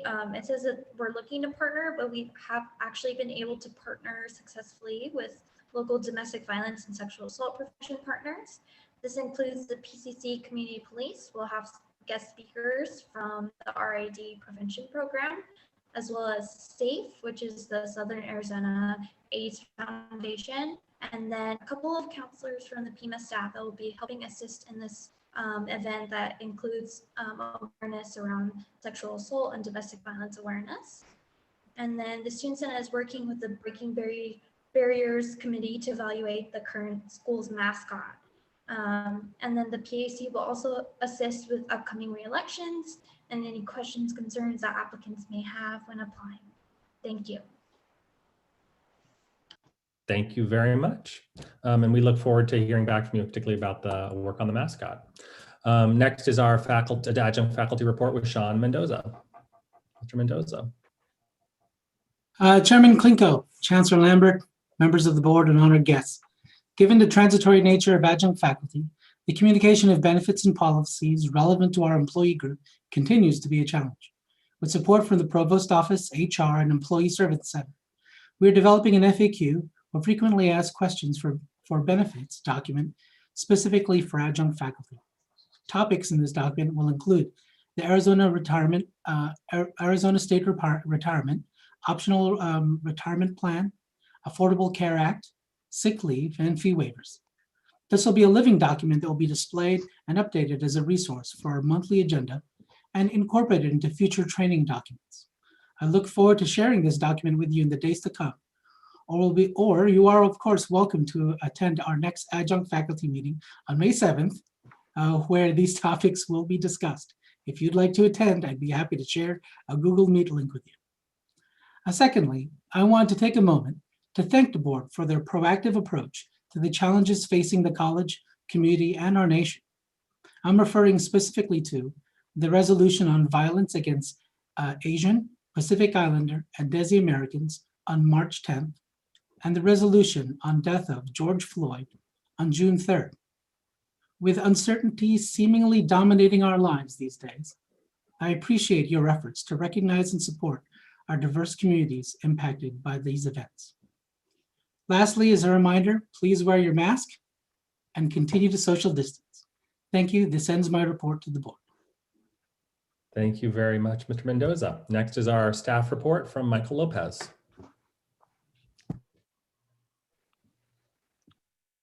Chairperson Klinko, Chancellor Lambert, governing board members, colleagues, and guests. Our last staff council meeting was on April 2nd through Google Meets at 8:30 to 9:45 a.m. Provost office update was provided by Dr. LaMotta Mitchell, Vice President of Instruction. She heard suggestions and information from staff council, as well as answered questions and concerns. Health and safety concerns for the Pima Community College students and employees stay foremost in the thoughts of staff, as well as in PCC's design for reentry. Finance update was presented by David B., Executive Vice Chancellor, Arizona Auditor General. Report shared through appropriate links. Annual audits were completed through June 2020. The Staff Council has begun the Staff Council election process and is requesting nominations for staff representatives. The Staff Council has adopted an alignment with the new executive leadership team structure. It is important that each ELT group is represented. Nominees will be contacted to formally accept their nominations prior to the distribution of the election ballots. The elected Staff Council representative will serve a 2-year term beginning July 1st, 2021 to June 30th, 2023. Nominations will close at 5 p.m. Friday, April 16th. That should be 2021. The Staff Council election and bylaws subcommittee submitted changes to the General Counsel for review. The Staff Council bylaws updates have been approved and updated on the website. The election committee chair is John Wesley. The next Staff Council meeting will be May 7th at 8:30 a.m. through Google Meets, and you're invited to attend. Nominees for Staff Council will confirm their desire to be Staff Council representatives for their executive leadership team areas, and election results will be posted. And that concludes my report. Thank you very much, Mr. Lopez. Next, we have our faculty report from Brooke Anderson. Good evening. Good evening, board members and audience members. Faculty Senate held its March meeting on the 5th and its April meeting on the 2nd. Faculty Senate Systemic Justice Action Committee is planning an Unteaching and Unlearning Summit, tentatively scheduled to take place in September. David B. is keeping Senate up to date on the budget, and Senate continues to be involved in conversations regarding reentry. Senate has also been in conversation with the administration regarding faculty burnout. President Josie Milliken shared several recently published articles with the Senate and with administration about faculty feeling more exhausted, overwhelmed, and burnt out than usual. She followed with a faculty survey that found out of 104 responses, 74, a little over 71% of faculty rated their burnout level at 4 out of 5 on a scale of 5. Out of 103 responses, a little over 62% of faculty identified themselves as significantly or extremely more burned out this year as compared to past years. Common themes in the comments related to compensation, exhaustion, emotional, mental, and physical, fear, increase in amount of tasks, increase in costs related to teaching, such as internet access, software, office equipment, etc., and sadness. Last Tuesday, April 6th, President Josie Milliken shared this information along with sections of the recent PCC report with the administrative leadership team. The team expressed a commitment to take action and plans to come back to this item in our final meeting of the semester in May. On a more positive note, Senate hosted a second student panel. The panelists were Jess Van Hernandez, Clinton Ponder Gilbee, and Mary Margaret Mercantino. They responded to questions on the following topics: communication, virtual learning, new normal opportunities. A link to the portion of the Senate meeting that featured the panel is included in the report for anyone interested in watching. And you can find this also on our website under the Senate meeting video for that month. The third cross-disciplinary conversation has also happened. It was titled Theater Spotlight, Blurring the Lines Between Industry and Education. It happened on March 25th. Pima Theater Department lead Chris Will, who served as the director for this performance, and Arts Express director Karen Wise, and a few performers from the company presented on Pima Theater teaming up with professional theater company Arts Express to do a virtual production of The Fantastics. They discussed how collaborating with a professional theater company in our community gave students the opportunity to train in a professional setting and be mentored by actors in the industry.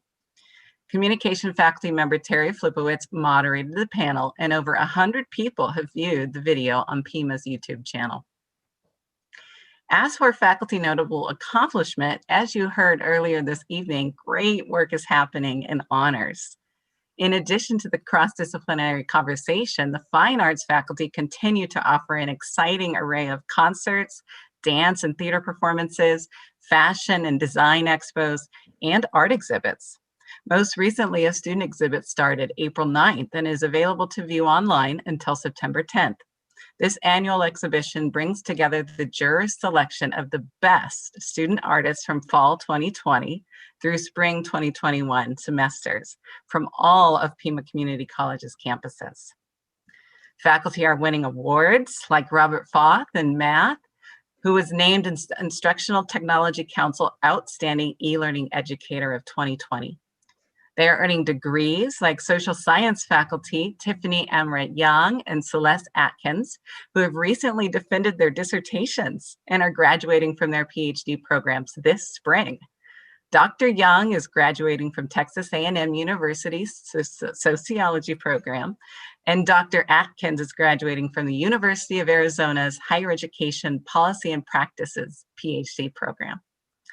They are publishing, like Virginia Guinea Harmligs, ECE EDU department head, who's publishing an early childhood education textbook. Sarah Jansen, philosophy and religion faculty, who contributed to the translation and philosophical commentary of Aristotle's On the Progression of Animals.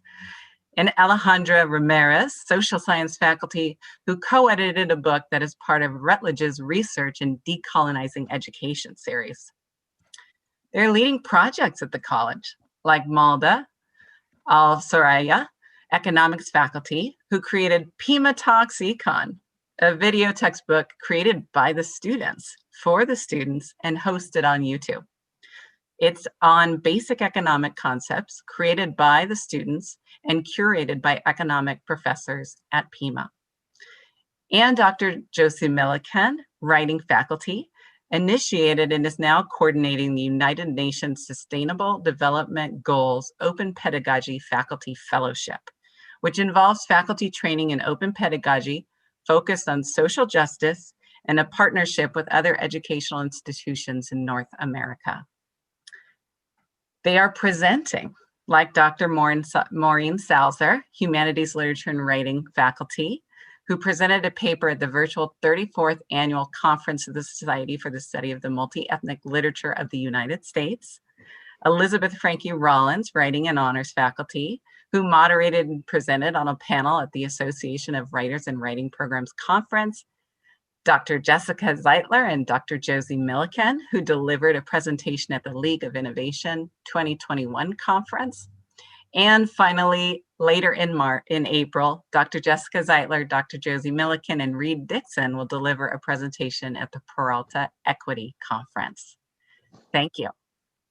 Thank you very much, Mrs. Anderson. Chancellor Lambert, I think the thing that I heard in that report that of course is of great concern is the faculty burnout report. And I can imagine, I think we all feel a little bit of fatigue from this environment that we are in. I also heard that there was a commitment from the administration to really look at this. So, I hope you could report back to the board about really what we can do and what are strategies to help alleviate this. Because no doubt, if our faculty are truly burning out, then, we're going to reduce the quality of our education. So we really need to come up with innovative ways of helping to mitigate this. So thank you, Ms. Anderson, for bringing it to our attention. And we look forward to Chancellor Lambert hearing back on that if possible. Okay. Next, we have our administrative report with Jeff Thies. Jeff, 5 minutes. Thank you. Good evening, everyone. Chairperson Klinko, board members, Chancellor Lambert, students, colleagues, and guests. This is the administrative report. I'm going to be providing a summary of some of the great work the Science Division and the Business and Information Technology Division has done, and also provide some data for you to consider. Because I'm providing a summary of the report that I turned in, I recommend those that are viewing to get to the agenda from the webpage and pull down the full report if you want to know more. So first, science. Since August of 2020, the lab staff at the Northwest campus have been providing opportunities for all science faculty to film demonstrations, lab techniques, and experiments. The lab staff have conducted the filming, preparation, and editing of these videos that were performed by our science instructors, which involved learning new editing software. This has resulted in over 100 YouTube videos on our Sciences YouTube channel. I recommend The Brain, Part 1 and 2. Lab staff has also been serving as embedded tutors and success coaches for our virtual courses in order to support our students and faculty throughout this year. Department heads, lab staff, and the science lab program manager and the dean have also spent countless hours preparing in-person courses at both Northwest and East campuses. Students are spread throughout 3 classrooms in order to ensure the utmost safety of the students and instructors. The staff and science lab program manager are credited with developing detailed campus maps, traffic flow patterns that are color-coded for students, and using 3D printing to design individual solid waste stations for each student, ensuring that an individual student station has every item needed for every lab and more.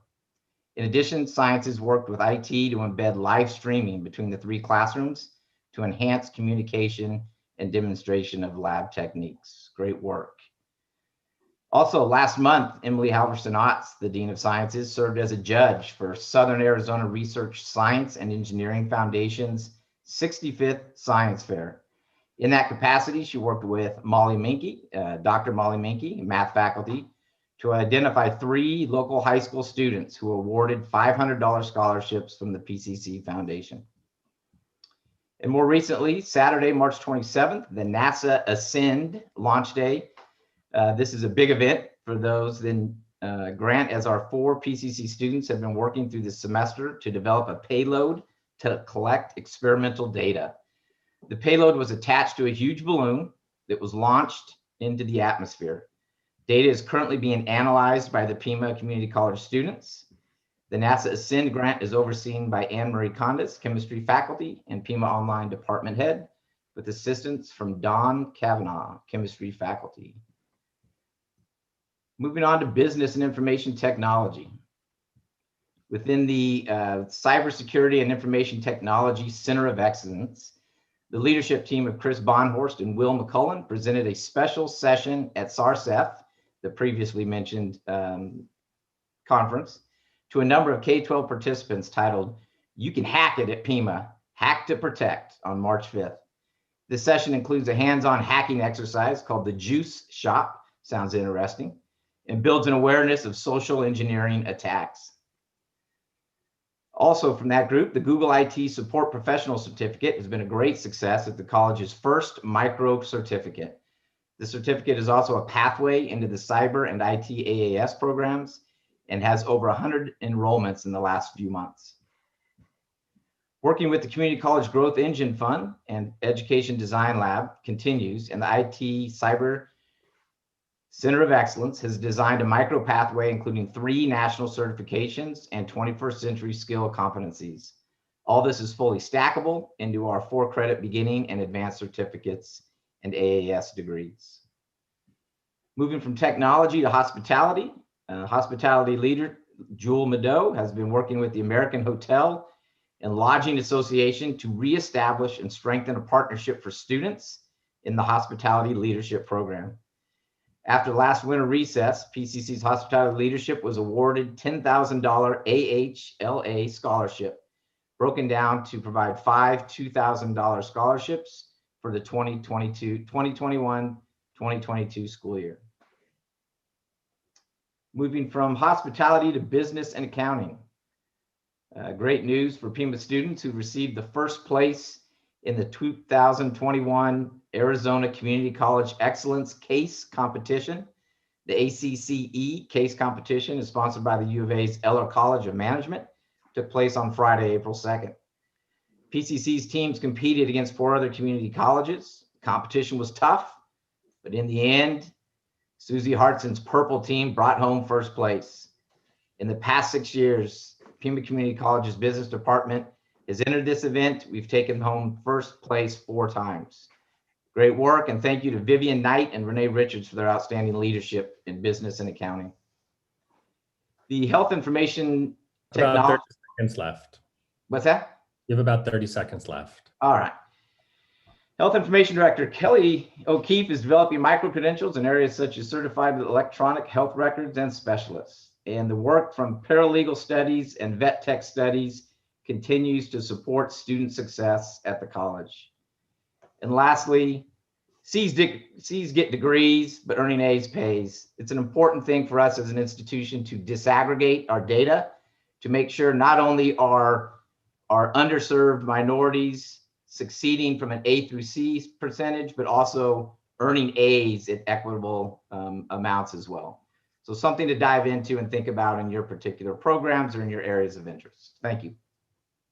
Thank you very much, Mr. Thies. And I also just want to comment on my comment earlier regarding burnout with the faculty. In no way is that meant to, Chancellor Lambert, not reflect the entire institution. I think everybody across the board is feeling the weight. So I just want to make sure that as we're addressing it, it's not just one group specific, but it's really institution wide, and that we can, really figure out ways to, again, alleviate some of this pressure off of everybody across the system. Ms. Anderson brought it to my attention. So, through a process, just want to be very clear on that. Chancellor Lambert, you are up next with your report, 15 minutes.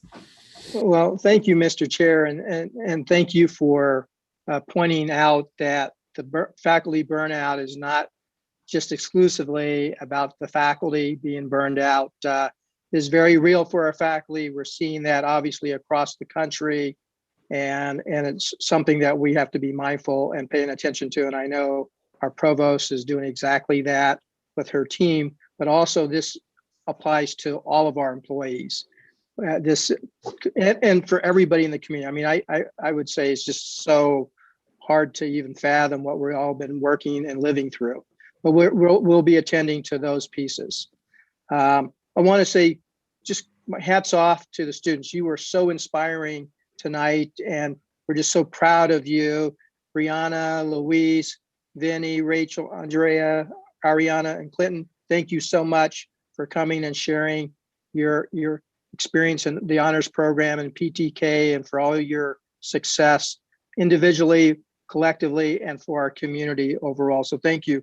Also, I want to say thank you to Daisy, Denise, Kylie, and all of the faculty and the staff and administrators who support the PTK and honors programs at the college. Thank you so much. Tonight is just a fine example of the great work that all of you do collectively for success of our students.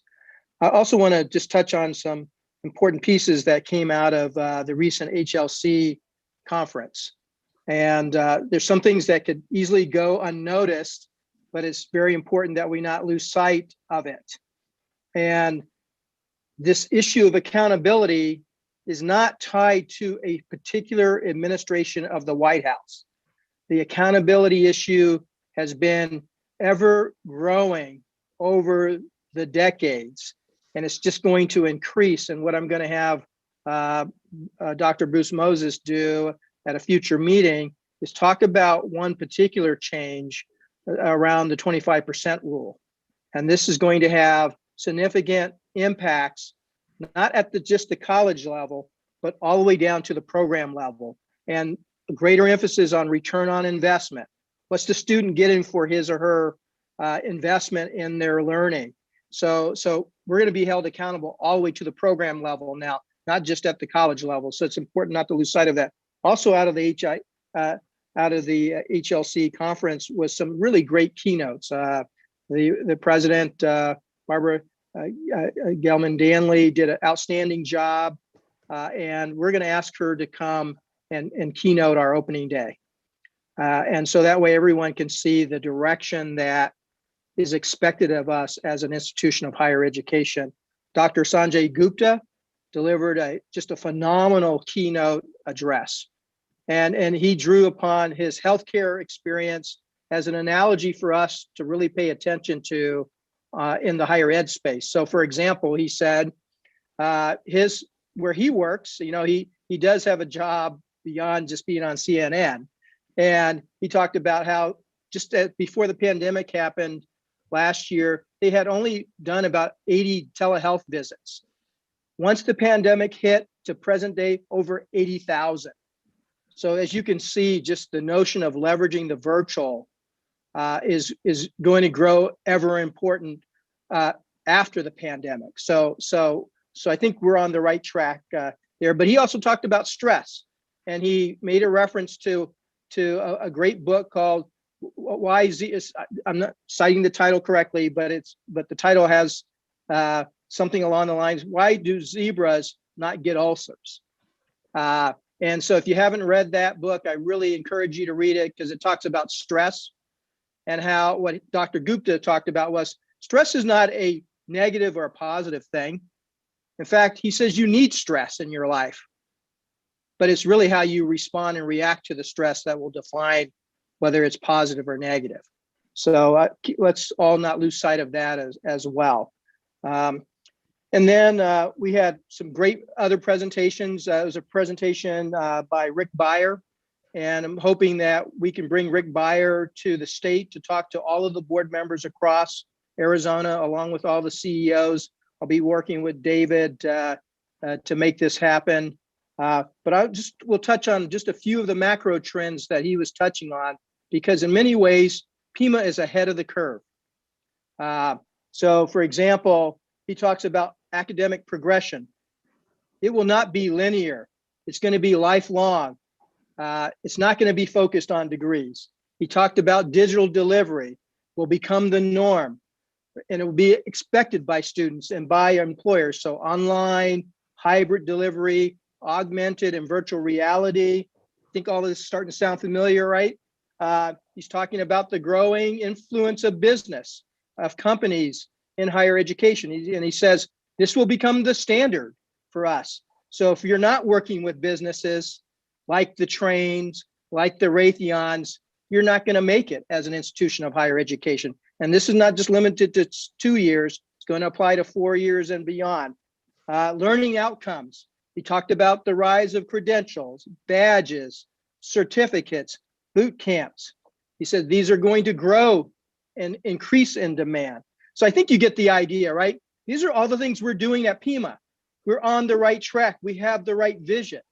And let's not, I know it's hard because we're having to shift to this whole new way of doing things, but we're moving in the right direction, and let's keep focused and stay the course as it relates to these macro trends. And I just want to touch on just a couple of other things. So I had the honor to sit on a panel at the Federal Reserve Bank of St. Louis. And the focus was on alternative funding to support students. And the reason why I was on the panel, because as you all know, we are the first community college in the nation to really stand up an earn to learn model. And what makes us unique is we're going to be doing this in the career technical education side, as well as the academic transfer side. Our aviation program is going to be the first program in which we're going to apply earn to learn. This is a match savings program. Students save $500. They get an $8 to 1 match on top of what they may get from Pell and other funding sources. And the completion rates of students who go through earn to learn are just incredible. You're talking into the 80, 90% in terms of student success. I participated along with a number of other folks here tonight in different town halls. We had recently the LGBTQ plus town hall, as well as the PETA town hall. Some of us participated with the mayor. And then let me just close with this last piece. And Dolores said it really best. Dr. Dolores Duran-Cerda talked about the work we're doing in this state as a Hispanic Serving Institute. We are the leading HSI community college in the state of Arizona. We recognize we have more to do, but let's not forget we are the leading HSI community college in the state of Arizona, and we should not take that for granted. And for that reason, I will be bringing to the board next month a brand new position that will report directly to me. That is a position tied specifically for HSI. They have a similar position at the University of Arizona and other institutions. If we want to continue to be the leader, we have to continue to invest in the things that keep you in that leadership role. So board, I just want you to know I will be bringing to you for your approval an HSI administrator level position reporting directly to the chancellor next month. So with that, everybody, thank you all for what you do. Each and every one, I appreciate what you do for the success of our students. I know it's been a long, hard year plus, but the light is at the end of the tunnel and we're getting there. And I can't imagine getting there with a finer group of individuals than each and every one of you. So thank you, thank you, thank you. Mr. Chair, I'm done. Okay, thank you very much, Chancellor Lambert, and thank you for your vision and commitment to our institution. Next, we have our information items. Mr. Silva, if you could read the information items, please. Yes, thank you, Mr. Chair. The information items that were included with the materials for this evening's board meeting include the January 2021 financial statements, employment information, which included 2 retirements and several separations, the names and background information regarding several individuals who have been certified to serve as adjunct faculty at the college, and finally, 2 administrative procedures, one that's new AP 3.10.04 that has to do with standards for student recruitment. It basically codifies practices the college already had but needed to formalize to address some Department of Defense requirements specifically related to the recruitment of veterans. And then there is also AP 3.20.01, which is our AP on assessment of prior learning, which we've had for a while, but this reflects some revisions and updating to that AP. Okay, thank you very much. Next is our consent agenda. Mr. Sullivan, if you could read the consent agenda, please. Yes, thank you, Mr. Chair. The items on the consent agenda for this evening are the minutes of the March 10, 2021 executive session, the minutes from the March 10, 2021 regular meeting, proposed amendments to the intergovernmental agreement for dual enrollment courses with Tucson Unified School District. This would expand the offerings, dual enrollment offerings at several high schools within the district and add a new high school to that list. The specific courses and schools are listed in the board materials. Next, we have approval of a 1-year intergovernmental agreement with the Fred G. Acosta Job Corps Center. That's for the provision of educational services by the college. And last, we have a request for authority to execute a contract with Sterling Computers Corporation. The purpose for that agreement would be to replace college network switches at a total cost not to exceed $525,516. Do I have a motion to approve the consent agenda? So moved. Is there a second? Anyone? Please. Second. Okay, seconded by Mr. Gonzalez. Is there any discussion?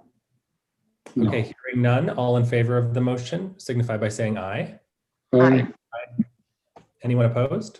Hearing none, the motion passes unanimously. Next is item number 5, our action item. Mr. Sullivan, if you could read the recommendation, please. Yes, Mr. Chair, I'd be glad to. The Chancellor recommends that the governing board authorize the Chancellor or designee to execute a contract with Division II Construction Company to provide general contractor services for the renovation of the West Campus Science Lab Building F. The contract amount is for $4,839,354, and total costs for the agreement are not expected to exceed $5.2 million. Do I have a motion to approve the recommendation? I have a question. Yes, Ms. Garcia. This is directed to Bill Ward. So could we make it as part of the discussion? Okay. We first need the motion, so we just need a motion, and we need a second, and then we can have the discussion. Okay, so Would you like to move the item? yes. Okay, so Ms. Garcia is moving the item. Is there a second? Luis? Second. Okay, seconded by Mr. Gonzalez. Discussion. Ms. Garcia, go ahead. Okay, Bill. So what is your recommendation on this? This is already something that we've already accepted, right? I can't hear you.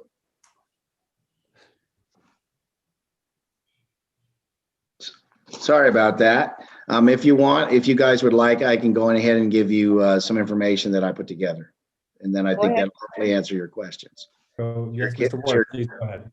Chair Klinko, members of the board, Chancellor Lambert, students, colleagues, and guests. What you have in front of you is the West Campus Science Labs project, which is a component of the college's Center of Excellence for Allied Health. The architect of record for this project is BWS Architects, and they provided the design and construction documents for the project. The request for bids were due on March 2nd, 2021. Jeff had already listed the contractor, that's Division II, plus he listed the cost to that, and that cost also includes an alternate as part of that bid. The contract is not to exceed $5.2 million. The project will be funded with revenue bond funds and additional college-wide funds, which is about $1.3 million, which is included in that total budget of deferred maintenance dollars. And construction is estimated to start on April 28th, 2021. That's progress.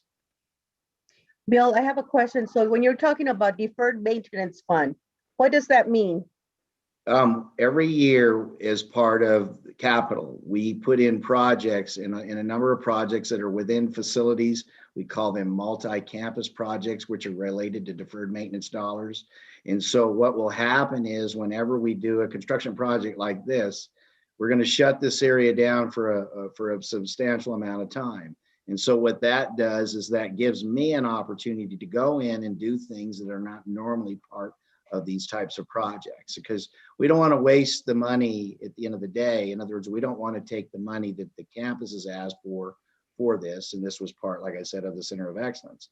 So then what I can do is go in and replace transformers, or I can put in a new air conditioning system and things and stuff like that we have dollars for.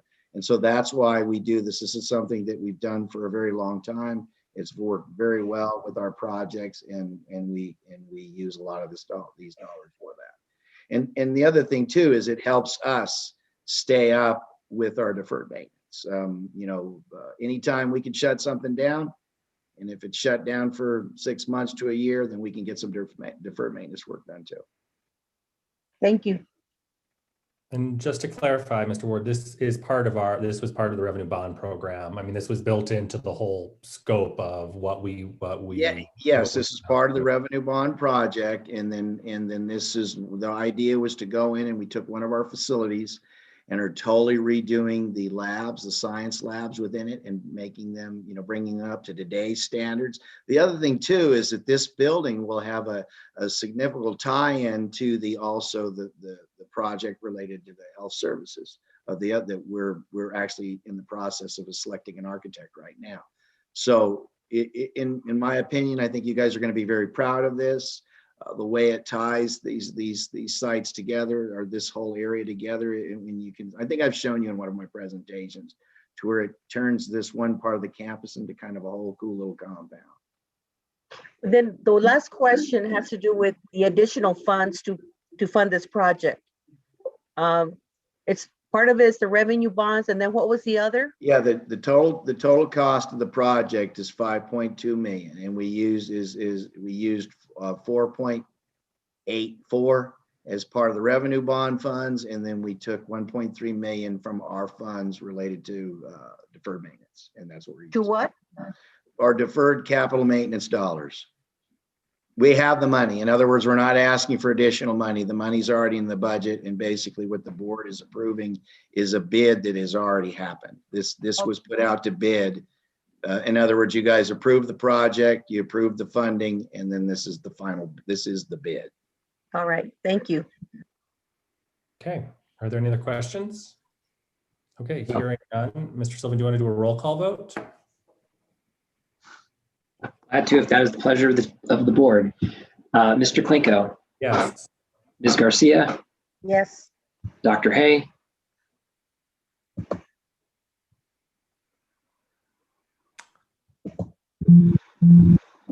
I'm sorry, I couldn't hear. Yeah, okay, that's a yes. That's a thumbs up. And Mr. Gonzalez. Yes. Okay, with that, the motion passes unanimously with Kat Ripley absent. Thank you, Mr. Chancellor Lambert. We look forward to seeing the completed project. Finally, there's a request for future agenda items. Yes. Yes, Ms. Garcia. Okay, so I don't know that it should be on the agenda, but I still have a concern about the historical buildings. I just need a better understanding of how it's going to be used, what the real cost is. So if you could schedule a special study session for that, I would really appreciate that. Okay, that sounds great. I will talk to Chancellor Lambert, and we'll see, either doing a special study session or getting something on the agenda for the next meeting with the presentation. And before we adjourn, I just want to the entire college community, thank everybody for their tireless and incredible work. We know how difficult it's been, and we know how challenging it has been.